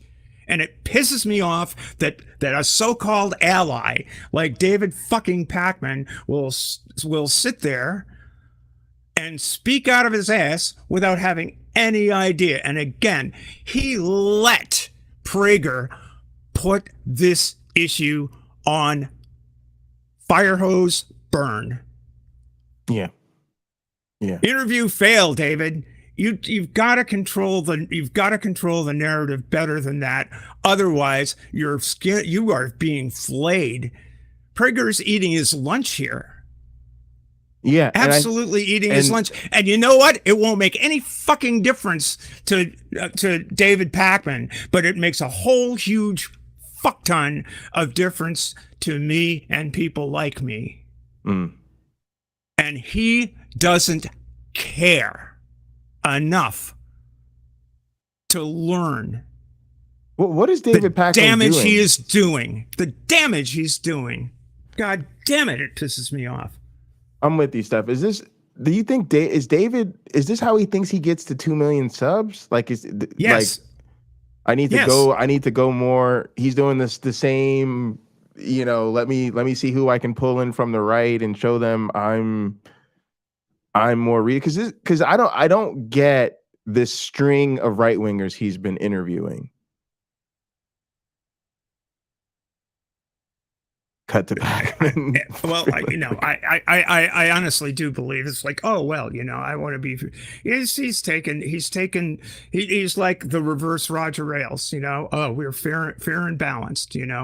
But he is stupid enough to think that Roger Ailes meant fair and balanced in any other way than we're going to pretend to be fair and balanced and be a propaganda arm of the Republican National Committee, which now they're a propaganda arm of the Donald J. Trump MAGA campaign. I mean, this is the problem. The centrist liberals get blindsided like this all the time. It's like, is that fair? I just want to be fair. It's like, I believe you're an honest interlocutor. I believe you're a good faith actor. No, he's not. Prager is anything. It's the absolutely not. He's an ideologue of the right who hates trans people, who believes in fascism. I mean, I typed in the chat earlier. Best way to handle that discussion is you start quoting pieces from Mussolini's movement, peoples from Hitler's movement in the 30s, and get Prager to agree with them. And he will. Yep. He will. I guarantee you these people will. Pine Creek Doug, he does. All you got to do is start. Well, do you agree with this? Do you agree with this? Do you agree with this? And pretty soon he's agreeing with Mein Kampf. I 100% think he would. I mean, I think he even came out and said that we're in this period where our freedom of speech is under attack because we can't do hate speech. And he said that the freedom of speech, freedom literally means the ability to do things that like hurt people. I mean, so this is God, I regret that. But you know what though? This has been the feeling in the air. The feeling in the air has been every single day. Who is it going to be today that enables the right wing talking points? Who's stabbing the knife in the back? And I didn't know where David Pakman was. And there's been a lot of these things that have made me kind of start scratching my head going, David, where are you kind of going with this? And so in a sense, this is a chance to actually see where he's at, to have it sort of confirmed. Okay, David's not where he needs to be. Just in case we didn't know. Oh, I mean, and this was a rant. I can in fact be calm about some of these things. I wouldn't ask you to. I can, but this is like, it's what the hell, really? I mean, I'm wearing this shirt. Just I'm the J24 Worlds from Newport. That was like 12 years ago now. I mean, I've been doing this for so long, and it never used to be a thing. All of a sudden in 2016, well, it's shortly after the so-called transgender tipping point, when Laverne Cox got splashed all over the front page, the cover of Time magazine, all of a sudden it's here's something titillating that most people don't understand. Let's tell a lot of lies about it and see where it lands. And sure enough, it's working. Because now it's working to the degree that, Pakman's even bought into the trans youth getting surgeries. And people make the mistakes all the time. Kids don't get surgeries unless they, for instance, I know of cases where some trans kids have taken to mutilating themselves, and that needs repair. That's when trans kids get surgeries. There's a couple reasons I mentioned it. Number one was that, right? Two, I think we know that there are those rare cases where a child is in so much distress, and I'm someone who supports it because maybe that's the way to prevent some of those cases. In other words, maybe this is the step we need to consider going forward. And I don't like them taking options off the table, right? That's the problem to me. It is not considered best practice now. I mean, that surgery for minors, in other words, people under the age of 18, is pretty much off the table as best practices, unless it's a very, very specific case. I mentioned one. Right. It's very much off the table. And people seem to think you just hop down to the ER and hop on a table, and all of a sudden your outie turns into an innie, and that's just not the case. That's not even the case for adults. I mean, you need to have years of work with both clinical psychologist and a psychiatrist in order to get the permission, in order to get the letters that a surgeon will accept to accept you as a patient. It's a long, hard process. And that's the other thing about Prager. Prager was up on the bathroom tip. Well, what does he do with people who have had genital reconstructive surgery? Where do they go? I mean, where does someone like me go? I don't know. You tell me. You want to see me try to hit a urinal? It doesn't work. I just can't believe it's a conversation we're even having. I mean, neither can I. It's bullshit. It's not even. Most people go to the bathrooms. Jesus Christ, what do you want to do in the bathroom? You want to take a piss. You want to take a shit. It's like, come on, seriously. Yeah. It's okay for me to go into the ladies' room, right? I can't. There's a big line. He said it. I was like, well, listen, you motherfucker. This is apparently what you're really concerned about. You pervert. You went into the ladies' room to whip out your schlong. I don't have one to whip out, and yet you're going to tell me I'm a pervert and I'm using the wrong John. Go fuck yourself. Yeah, and I think Lena brought this up before that he's also just lying. He's not against these individual issues. He's completely against trans people. He is the captain of Team Trans Erasure, and David, sorry, David, if you're going to go into the list of trans issues that, Dennis Prager has problematic opinions on, you didn't bring a long enough list to draw out the fact that, how do you feel about trans people drawing oxygen?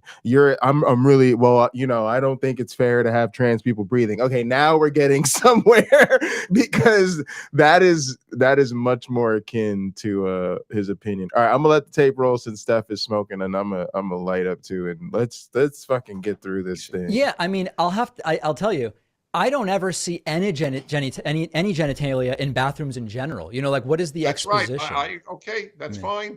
Oh, yes, I understand that. So that's not a problem for you, then. Theoretically, a man says he's a woman and he enters a stall and nobody sees anything, then why would anybody complain? Yeah, listen, that sounds reasonable to me. That sounds eminently reasonable, what you're saying. We can talk about these other scenarios. The battle is way, way higher. Yeah. The battle is what we call so-called gender care. The removal. By the way, just so-called gender care. Like, you can't. That is so, David. That is anti-science, anti-medicine. No, like we need more. And this is the only reason when it comes to me, I say I'm good with those things. Why? Because if somebody comes to me and says we've done some homework and we figured out that these particular group of young people over here would have better mental health outcomes if we could help them out a little bit earlier surgically, I'm with it. Gender affirming care to me is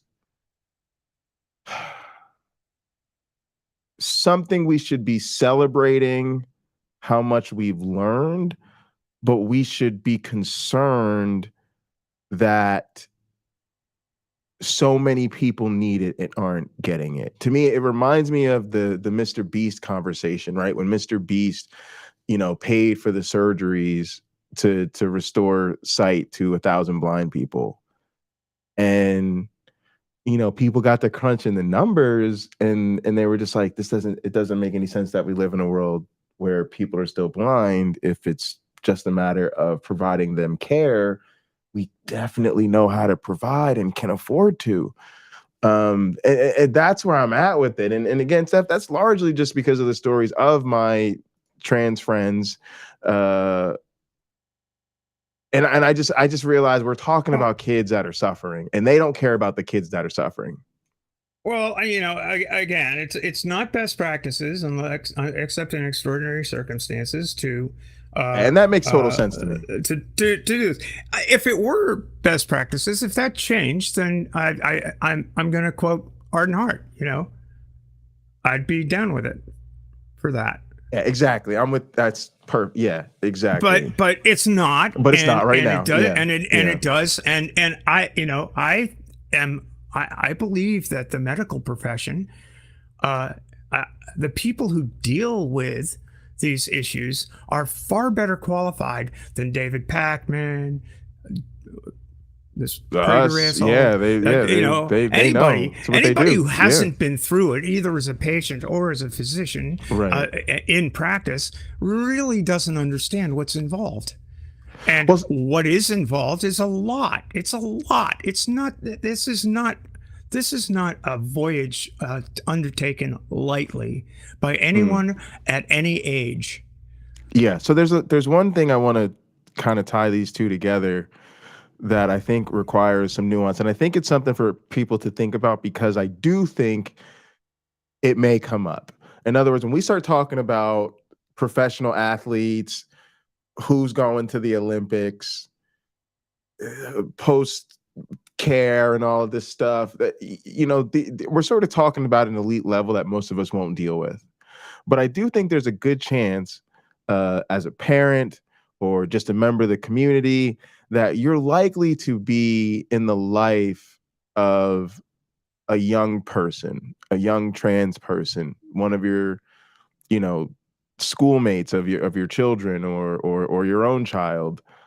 And to me, knowing that surgery is not considered the best practice for a young person means all the more how important it is that we're accepting and integrating in our social activities, like sports, right? Because we're going to say, hey, this young person is trying to transition.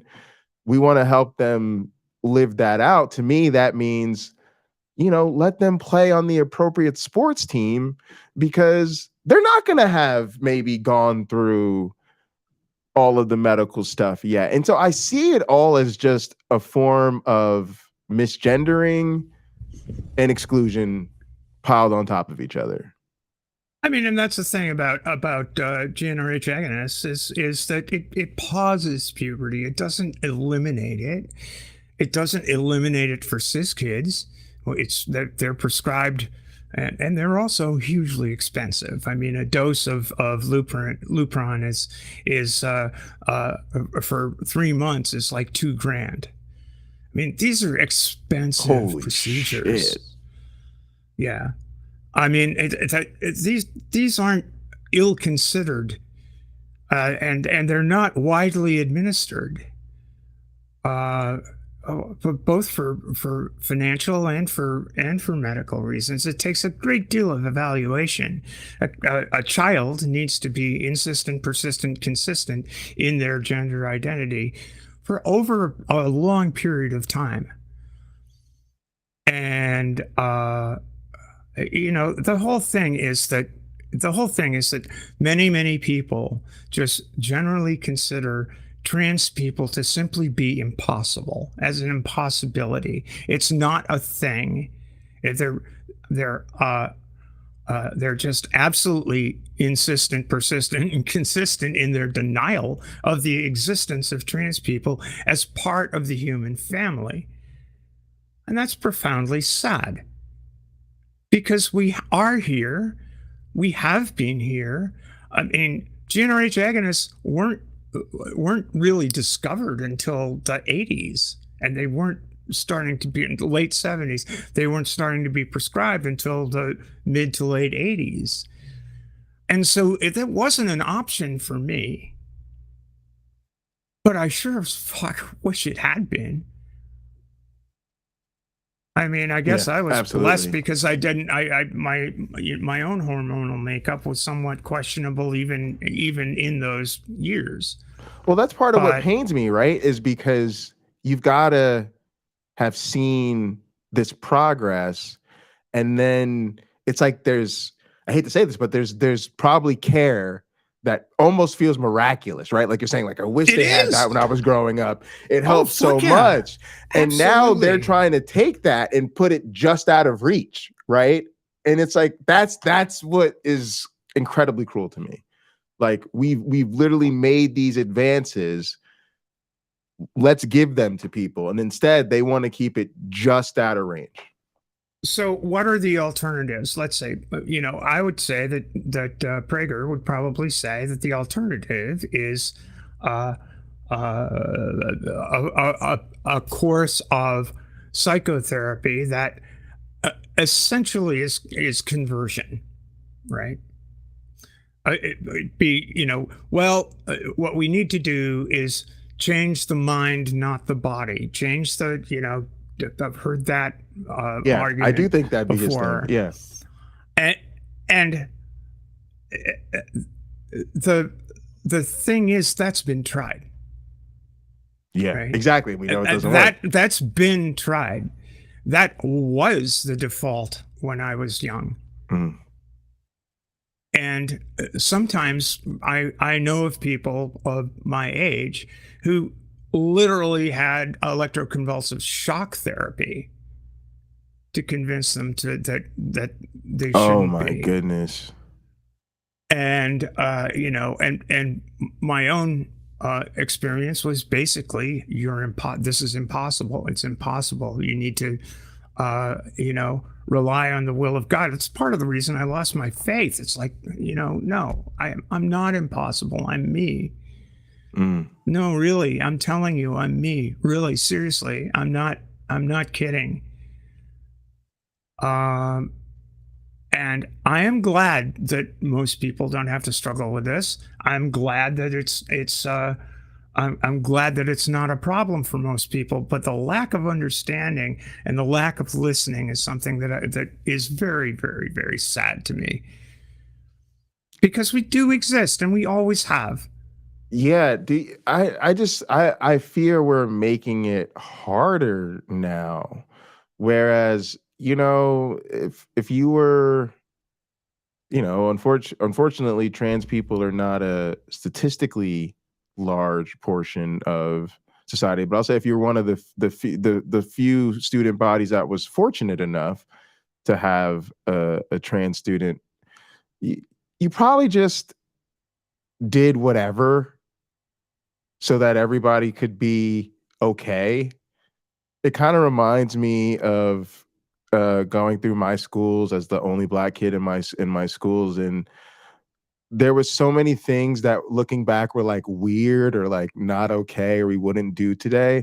But I can honestly look back at the time and say it wasn't something that was talked a lot. It wasn't, so there wasn't like some book to read or some standard on how to have one Black kid in your school. So most things were me, my mother, my principal, maybe the dean of students, sitting down, talking. How do we deal with this? How do we want to deal with that if something happened?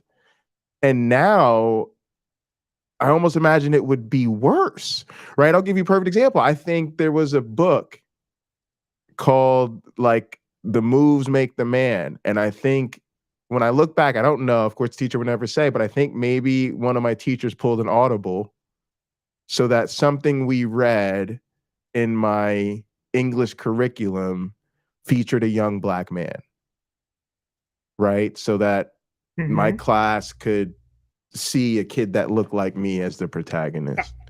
Hopefully it wasn't Huckleberry Finn, but if I had to read that too, right?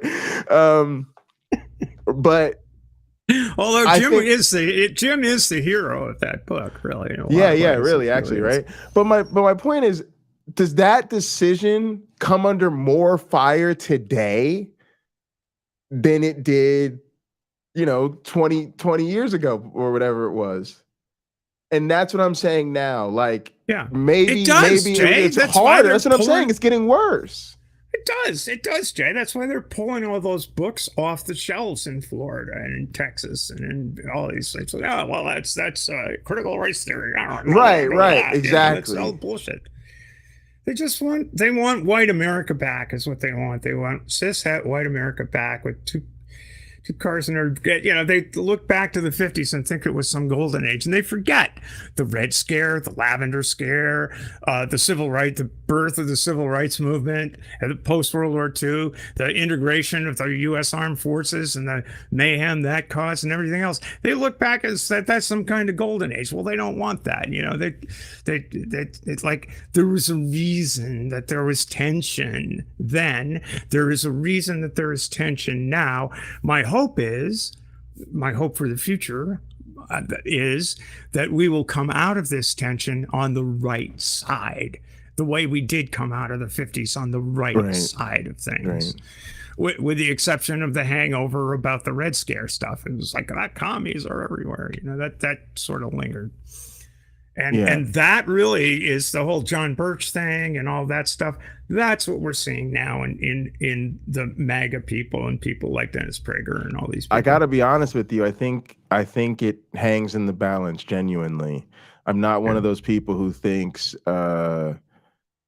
history bends towards justice or whatever. I think you gotta bend it that way. And you don't bend it towards justice without action. Yeah, and so I'm really nervous. I mean, even when I think myself about my job and stuff, I've been very clear with my advisor that I don't see it. I don't know how, but somehow I would love to get a job in another country. And part of that is I'm not really confident that things are going to get better here. But I certainly hope they do.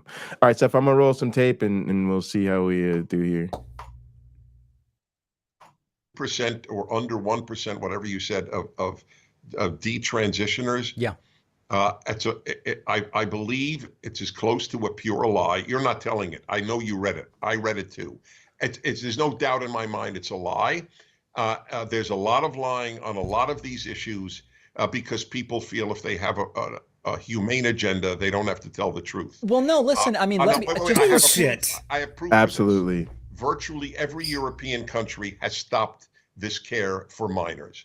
It is That is a lie. England has ended it. Yeah, Sweden has that's ended also a lie. And he's trying to put, like you said, he's trying to put, because he mentioned before the surgeries, and now he comes to, oh, it's all under this umbrella of what we call quote unquote gender affirming care. And no, they haven't ended the practices. They shouldn't. And he needs to be honest about what gender affirming care is. And I think he's overwhelming David Pakman, to be honest with you. Go ahead, Steph. He is. That's my point. He's totally overwhelming David Pakman. David Pakman is unprepared for this debate or for this discussion. Totally unprepared for this discussion. And that's on him. He should know better. He thinks he likes to fashion himself a journalist. Well, if you knew, first of all, you should have known better than to let Prager steer you into this area where your expertise is nil. You should have known better. If you don't know how to control an interview, then find another fucking job. Right. Yeah. Sorry about that, guy. Yeah, absolutely.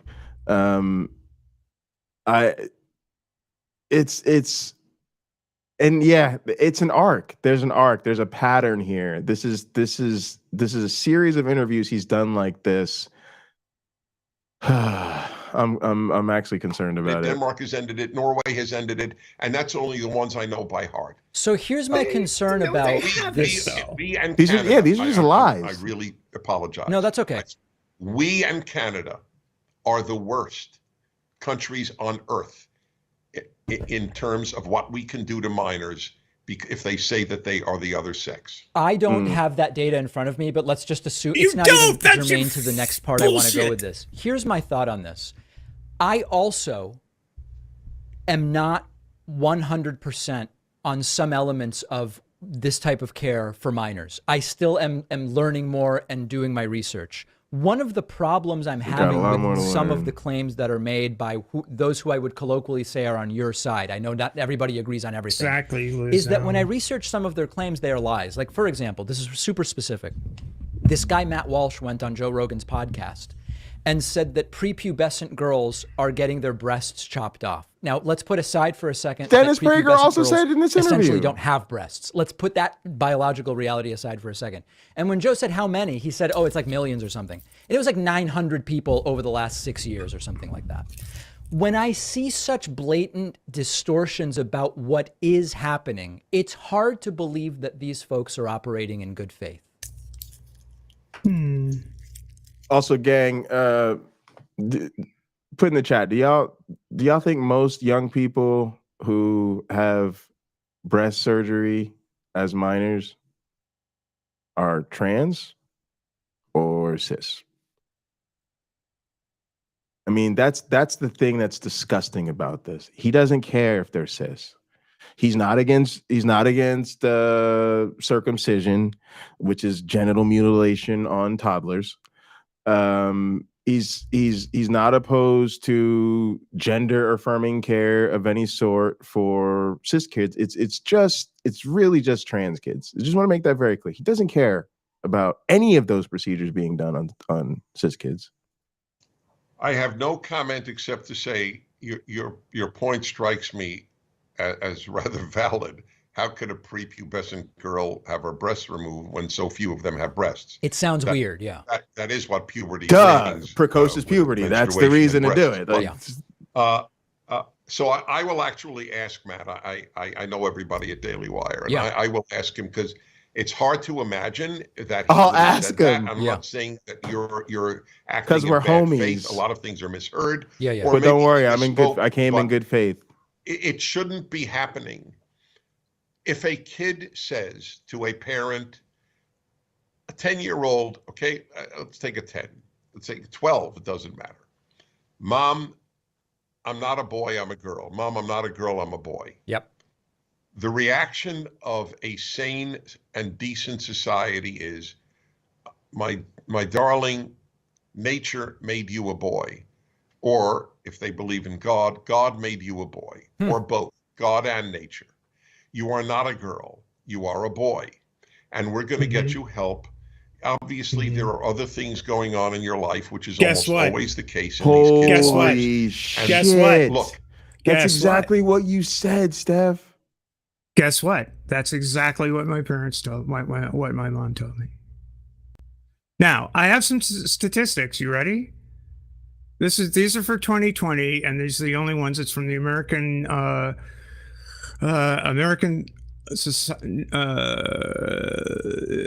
Society of Plastic Surgeons, 2020. All right.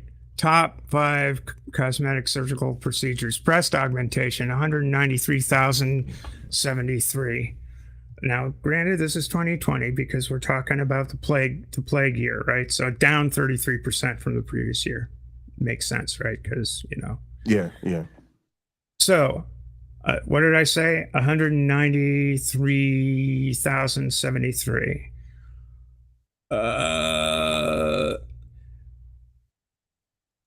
Cosmetic. I got to scroll all the way down because I know it's all the way at the bottom here. Gender confirmation surgery.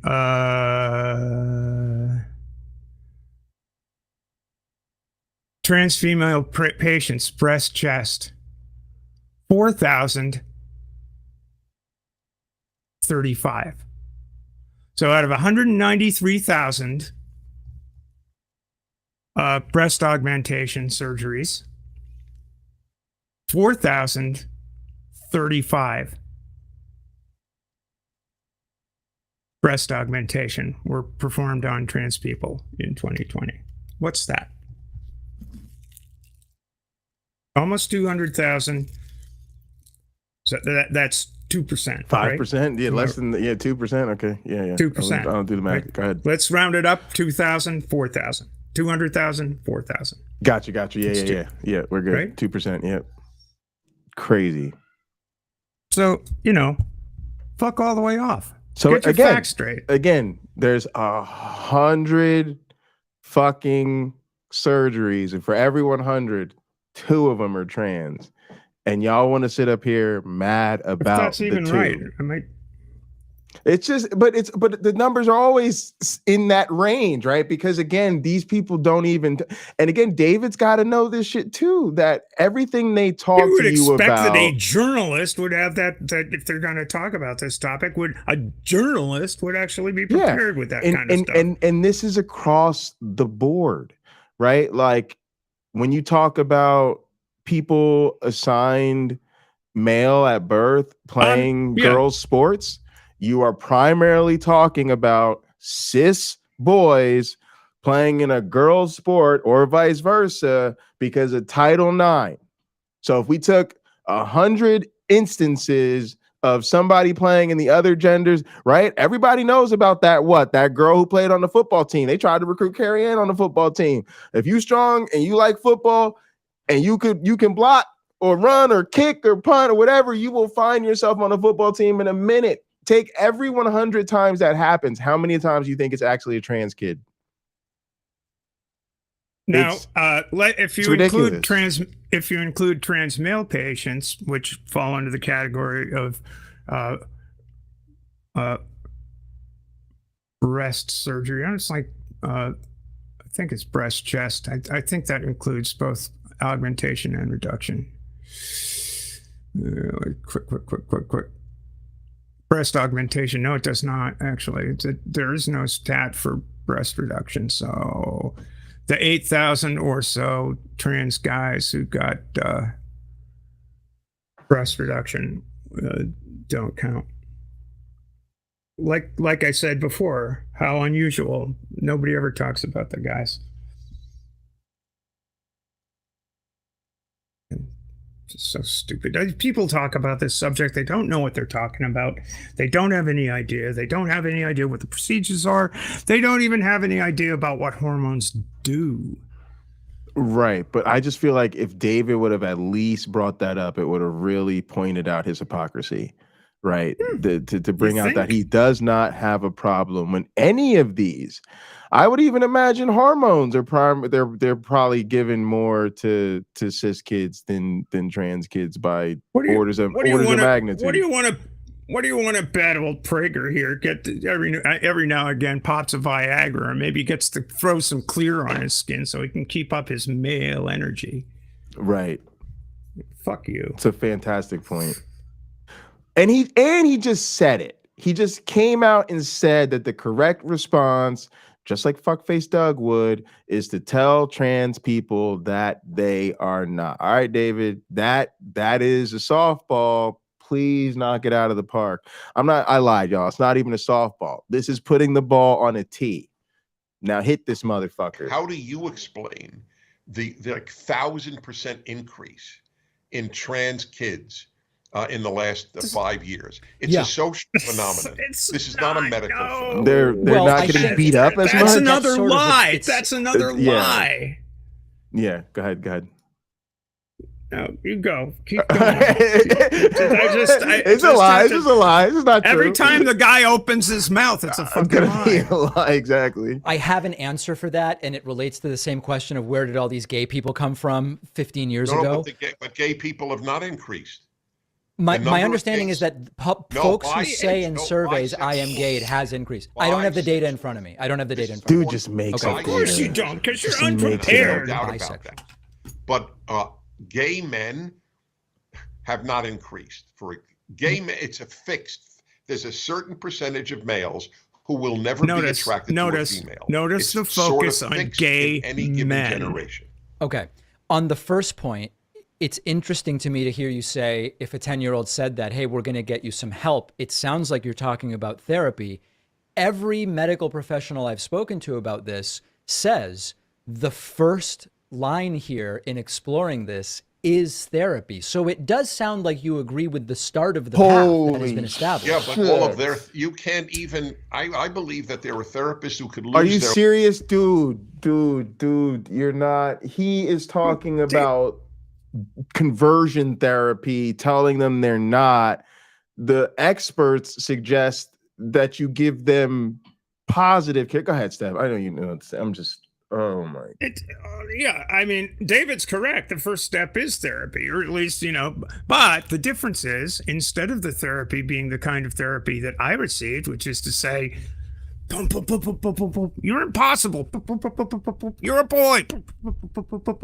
Cut it out. Right. You can't do that. Stop it. The therapy is, wow, that's interesting. Let's explore that a little bit. When did you feel, how did this, blah, blah, blah, blah. And you have to do it in an age appropriate way. You have to basically, I mean, the first time a kid does that, it's again, anecdotal, but first time a kid does that, it's like, oh, it's a phase. And then the next time it's, oh, maybe it's not. And then the next time it's, wow, this is getting serious. And then the next time it's, we're going to have you speak to someone about this because, and the difference between then and now is that when you talk to someone about this, if you are that trans kid, you are far less likely to have someone go, no, you're not. No, you're impossible. No, cut it out. Right. Look, son, like this guy just said, look, son, you're a boy. That's who you are. Man up and deal with it. That's awful. And it displays a remarkable ignorance as to what you're actually dealing with here. And I don't even think that Dennis Prager's telling the whole story, because I think he knows that conversion therapy doesn't work. I think he knows most actual professional psychologists wouldn't do it. So when he actually says therapy, he really means conversion therapy, and he wants you to take that trans child to the pastor. Yes. Right? Not a therapist. He wants to take it to the pastor. He wants you to, yeah. And of course, the pastor in my case was dad, which is why my mom whole nother mess. Yeah. broached the subject with dad. But this is another story. It gets complicated, when you get into a situation like that. It gets really wicked complicated. But this guy is he's at the limits. What? I'm glad to hear that. Therapists, what therapists have learned since the 50s is that we're not lying. We're not impossible, that we do exist, that we have existed, that we will continue to exist. And the only thing that you can do in presenting a course of conversion therapy and in denying our very existence as human beings is to hurt us and to cripple us as being able to live full, effective, genuine lives. Yeah. And he just went full conversion therapy, and fucking Pakman is like, oh yeah, so we both agree therapy is the right first step. License as a therapist. If they say to a girl, I want to help you work out peace with the sex that you are. That I'm not aware of that. I have to plead ignorance because I just don't know that. I don't know that. I know lots of therapists. None of them have mentioned that that's a part of the protocol. All right, ask all the therapists you know. I will. And not as a challenge. I'm curious. Can a therapist say to a 12-year-old, you, in fact, you're a girl, and I'm going to help you work through your acceptance of that? Fair. Can a therapist say that? I'm going to find out. Get in trouble. Yes. I'm going to find out. My stepmom supervises 12 therapists, and I will find out what's going on. I don't know why the hell they would. Dennis, I know you've got to run in that we're almost out of time. One just very last political thing. I'm curious. Christ. In 2016, you had said Trump was unfit to be a presidential candidate, let alone president. I've seen you endorse and defend many of his actions as president. What changed? So I'm glad you mentioned that. So people should know he was my last choice among all the Republican candidates for the nomination. Yeah. But once he was nominated, I believe, and we can obviously do this in a part two if you'd like, I believe that it is very important for the left not to have power, because there's no example in history of the left, not liberals. I always make a distinction between left and liberal, where they have not suppressed dissent. This is here comes the Christians are persecuted bullshit. Because that ends everything. So if a Republican is nominated, I will support him. He turned out to be, in my opinion, a superb president. I'm not a fan of his. Wow. By the way, it's a big distinction. I wrote 25 years ago. It's in my book, printed in 1998. It's called Adultery and Politicians, an essay I wrote. I don't care if a politician committed adultery. I see no linkage between fidelity and being a good president or a good senator. I am quite consistent. How about fidelity to the fucking Constitution, you cocks? King David exactly not only committed adultery, and he just wants an excuse to be fascist, and this is what I mean about faith means nothing. And he's a hero of the Bible. He not only committed adultery, he had the guy killed so he could sleep with his wife. Okay. And that's pretty bad. That may or may not resonate with some in the audience, but so in other words, sounds like a really great guy to admire. I only make this point. Yeah, David was an asshole. This issue is not with the left. It's actually with many on the right who think a that murderous adultery asshole disqualifies you from being a good leader. So I don't believe most people on the left think if you committed adultery, you can't be a good president. No, I mean, or I can't certainly be don't believe Senate. that. Right. Yeah. So ironically, it should resonate with your audience. Hey, if you had your choice of everybody running on the Republican side right now, if you knew, All right, whoever you gang. I'm picked, you would gonna be- hit y'all with something a little different, y'all. It does kind of bug me. Like, look, life's hard. People deal with shit. I get that people are trying to say your personal life isn't disqualifying, but look, I'm gonna just keep it real with you. I think people should honor their commitments, and if not, they should work through that, because otherwise, I always take it like, how loyal can I expect you to be to me if you're literally not loyal to the person you've committed your life to and you like raise a family with? So I don't want to sound weird, but like, or maybe we just need to change how we do things, because it does. Like, I do think it's a poor reflection on your character to not be a good partner. I don't, call me weird, but yeah, I think you should treat your partner well. And if not, then it's reasonable for the rest of us to suspect that you may not be who you present to us either. president, who would you pick? So I'm actually happy with. Seth, did you have more to say about that? Just one thing. I just remember the buttons that were going around when Ronald Wilson Reagan was running for president that said Jane Wyman was right. Jane Wyman was his first wife. Oh, and they were finally figuring it out. Yeah, like she knew something. But and like, look at the crazy shit Trump has done. Like, yeah, it's a mess. But what's interesting to me is that on the right, it's all about power, and that whole diatribe was basically just to say, look, man, look, we got to keep our eye on the prize. The prize is the power, and we'll let you settle that up with God. It's just so interesting that these faithful people who were supposed to be all about objective morality and their higher moral standard and all of this blah blah blah blah blah all want to follow people who they just completely throw the morality out the window. No, that's absolutely right, and that's why the left is weak in these things. When you let your interlocutor do what Prager did with Pakman, I mean, Pakman he's not equipped to do this. He's just not.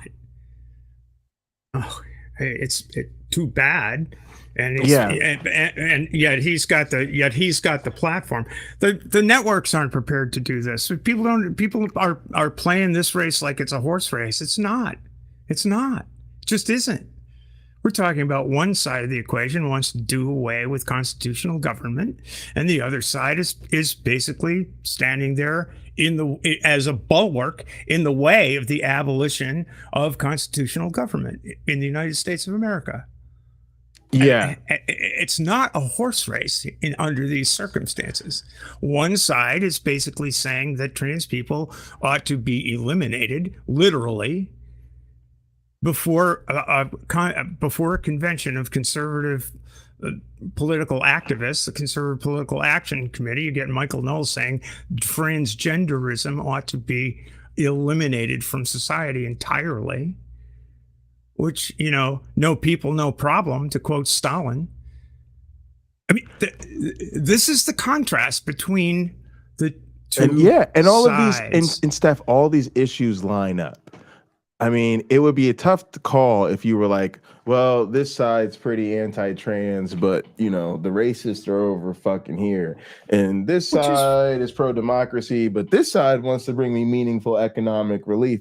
Like, no, every single issue, the conservatives are literally dangerous to our safety, and the other side is anti that. Like, which is why you don't sit there like a bump on the log going, I can see the point. Right.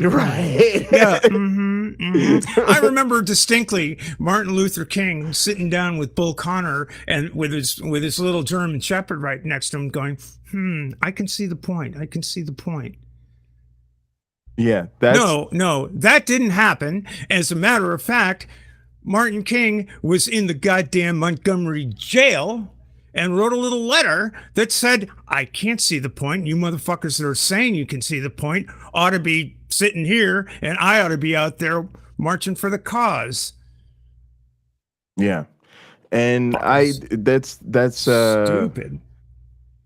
Whew, it's feeling like we don't have that. I guess I'll admit to having previously been under the illusion that when I found these sort of larger left leaning channels, the YouTube progressives, that I was like, I had like improved my media consumption, right? That I had like, I was so frustrated feeling like there was no, you know, major news or cable news or network type voice that really, you know, reflected my perspective and opinion on things. And then I got really like, oh, maybe I found some actual leftists I can fuck with. And it's been really disappointing. Now, the good news is, thanks to, you know, the gang and you know, the friends I have, I've been like being exposed to more genuine leftist content. And that's been super awesome. But they are smaller channels, and it's just begun to feel lately, whether it's on the political side or on the sort of atheist side of things, that it's just, you're just like waiting for somebody to do a cringe, because it feels like this is the dominant mindset. Like these our community is just not where it needs to be. And I'm not quite sure what to do about it. I wish Larry Elder had been on the stage. I think the RNC cheated him, and that bothers me. I know Larry. If people heard him and saw him, they would be blown away. Bro, that coon ain't going his nowhere. erudition, knowledge, and brilliance. Weird. You know, weird. If Larry were president, weird, I would retire from my work. Weird. Okay. But of the ones that are running and made the debate stage. Yeah, I don't have one single favorite. Okay. I really like. He's like, I got my one black friend. I don't like Chris Christie. Wow, that's the one guy I think is sane. I'm sure you do, because he hates Trump.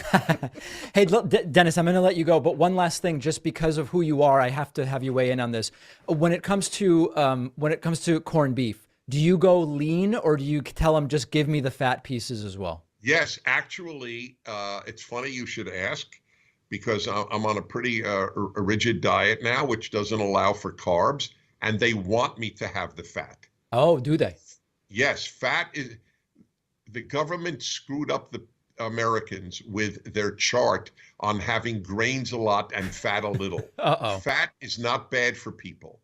It's actually in many ways good for people. Well, so saturated I'm definitely going to be taking my dieting advice from Dennis So you Prager. go lean, I take it. I just don't like the texture. All right, so I have one final word for you. Please. Okay? If you get married, I will attend your wedding. Attend or officiate? Gross. I even officiate. Okay, fair enough. All right, very good. Gross. Even though she's only half Jewish, I have to admit. I will officiate. You would still do it. Very good. All right. Dennis Prager, allowing us to bridge the gap between left and right, at least on some issues. I do really appreciate your time, Dennis. Thank you. Mutual. Thank you. Yikes. Yikes. Oh, man. That was weird. That was really fucking weird. I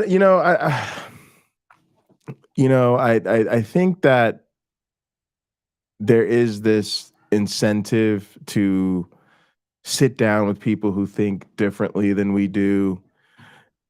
And I remember this from when I debated Kent Hovind. I do understand when you're in the moment with someone,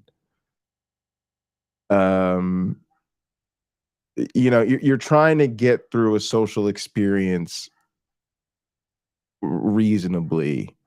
It's like going on a job interview that may or may not be going well. Like both you and the other person at some point are like gonna try to get through this thing in a way that's not awkward. So I want to like allow some reasonableness for that. But this wasn't. But again, this was. I don't feel like David took any real opportunities to push back in the areas where he should have, or even to just, clearly call out the bonkers off the wall shit. He didn't have to be mean to him, but yeah, it was difficult to watch. Did he ask why is this issue important to you? Did he ask why are you focused on this? Did he ask any whys? No. He just let Prager take the conversation, put it in his court, so he could let Pakman play defense the entire time. When he wasn't just outright agreeing with him. That's why I've been saying Pakman is either incompetent as a journalist or stupid. I mean, that was pathetic. Absolutely pathetic. Yeah. Here you go, Mr. Prager. Let me stick my nose as far up your rectum as I possibly can. In the interest of fairness, of course. The other thing that seems weird, and I know he did another segment with Dennis this week, and I haven't seen all that, but it doesn't seem, and again, it should have been at least in this one, but he didn't even talk about him being in the news for like the education stuff, right? Dennis Prager is the embodiment of miseducation and misinformation and propaganda masquerading as education. And I have to say, his situation in Florida is one of the rare legal victories in that space for them, right? Like creationists don't win in court. And, like we try to keep these type of people out of, public education. This man they are excluding real history. They're excluding critical race theory. They're excluding anything that's going to get you aware of, queer issues and these type of actual social issues. But Dennis Prager you shit is in the curriculum. And David didn't mention that at all. At all. No. This is the other thing. That's part of my analysis of this thing is like, you let this guy put everything on your plate rather than putting a goddamn thing. You didn't offer up any crow for him to eat. He put these issues on your plate, and you said multiple times, David, I don't know about that. You didn't have the data. You didn't have you didn't have the science. You didn't have anything. Nope. And you just not let even that happen pushback. to yourself. And not even principal. Like, for example, I mean, Prager U has about as much credibility as Mud Fossil U. Let's face it. You know what I mean? Not Mud Fossil U, the guy that thinks that the Earth is a living being and that caves that look like a vaginal opening are actual vaginas. Vaginal openings. I mean, and it's like, what the hell? The guy's full of misinformation, disinformation, and you let him serve it up on your channel, on your platform, and you just sat there and took it.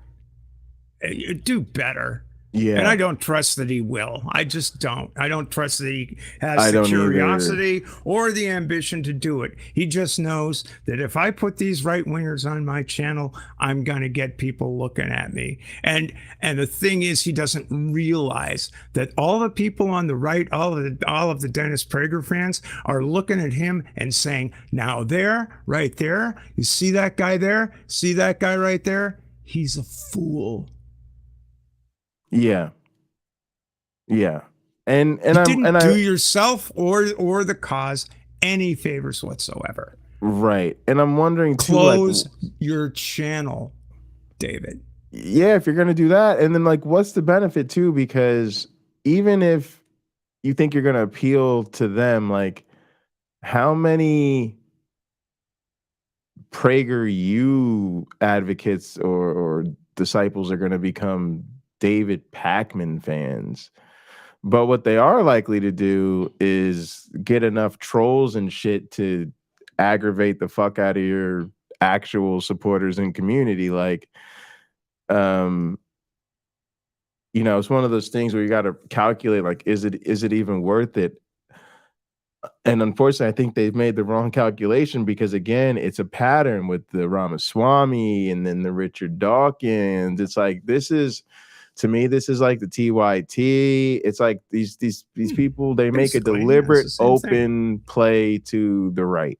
And unfortunately, they've decided that they're happy to sacrifice these issues in the process. Yeah, because as Cenk put it, we win on every other issue. Why are you going to stand on this issue and risk losing votes? I look at it as a practical matter, et cetera, and so forth. Well, that's surrendering.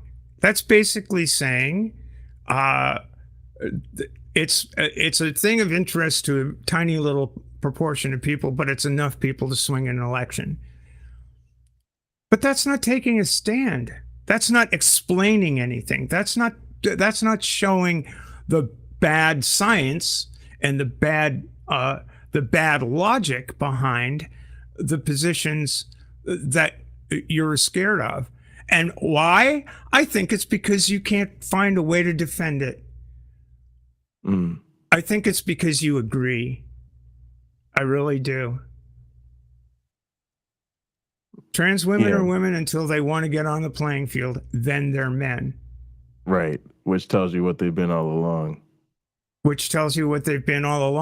if you don't think that doesn't resonate with the people that are going to insist that in every sphere, a trans woman is a man, you got another thing coming, because every time in every side chat I have ever seen about someone who takes that position, like Stephen Woodford, for example, you'll get someone who says, and they shouldn't be in prisons, they shouldn't be in bathrooms, they shouldn't be in this, they shouldn't be in that. Right. So it's like, I'm sorry, man. You're either gonna make the case, you're either gonna make the informed case that medical transition actually does something to a person's biology that changes the way they interact within their own physical being and with the outside world, that is sufficient to categorize them as belonging to, sharing the majority of the characteristics of a gendered and sex category. You either take that position or you don't. Yeah. No, and I'm not trying to be a agree. transmedicalist here, and I do think it does apply to, at least in sports, that's the way it's been handled. I'm not trying to be a transmedicalist. I'm not trying to say that only the real transsexuals are trans, because that's not a good position to take with regard to people's humanity. I mean, trans people can be trans without medically transitioning, but in the case of those who do, it is a different kettle of fish when it comes to physical activity, physicality, physical activity. That all of this, it is a distinction. Yeah, and I think that's also why people have to have a more open mind. I think especially at the scholastic levels, right? Because there's going to be a lot of social transition, and not everybody's qualified to physically transition yet, Right. or will be able to. So, you know, it's a a complicated yeah, subject. it is. It really is. It's not black and white, and and the people that really want to define it down to a black and white discussion, a binary, use the word, a binary discussion, they're missing the point. Yeah. But the whole thing exists on a continuum of these two concepts: male, female, man, woman. Both of those exist on a continuum, and some people take different places on the continuum that people are comfortable with, but that's not a problem that the people that are out of place in the majority's mode of thinking are less human. Yeah, and that's what I hear, and I think like the bigger point is that it's just step one to total exclusion, because the same arguments about those differences in physicality and all of those things are what will be used to justify exclusion more broadly. Correct. Yeah. All right. Well, Steph, thank you so much. Steph's link is in the description. Please do sub. I've got links down there. Please like this video, subscribe to the channel if you haven't already. Go ahead, Steph.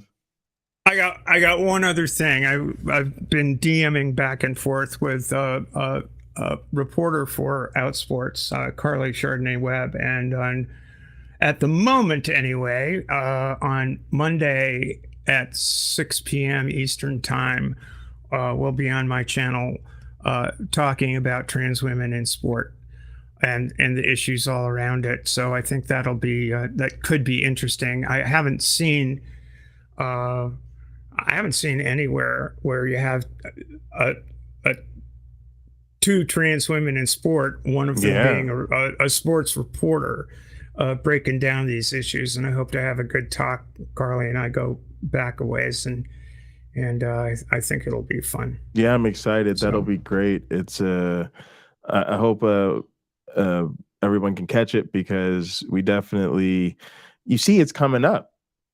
So I suspect everyone's gonna, be having this conversation or hearing this conversation, and we want to lend our support in an educated way that's informed by the people that actually deal with this issue. So looking forward to that. You said 6 p.m. Eastern on Monday. 6 p.m. Eastern, Labor Day. Yeah, we're gonna be Labor Day. the Get subject. something to cook out and kick back and chill. Yes, that sounds like fun. All right, Steph, that link's in the description. So go subscribe, turn on notifications so you don't miss it. All right, gang, love you guys. We'll see you tomorrow afternoon for the Blackout and Hot program starting at 1 p.m. Eastern. All right, gang, see you next time.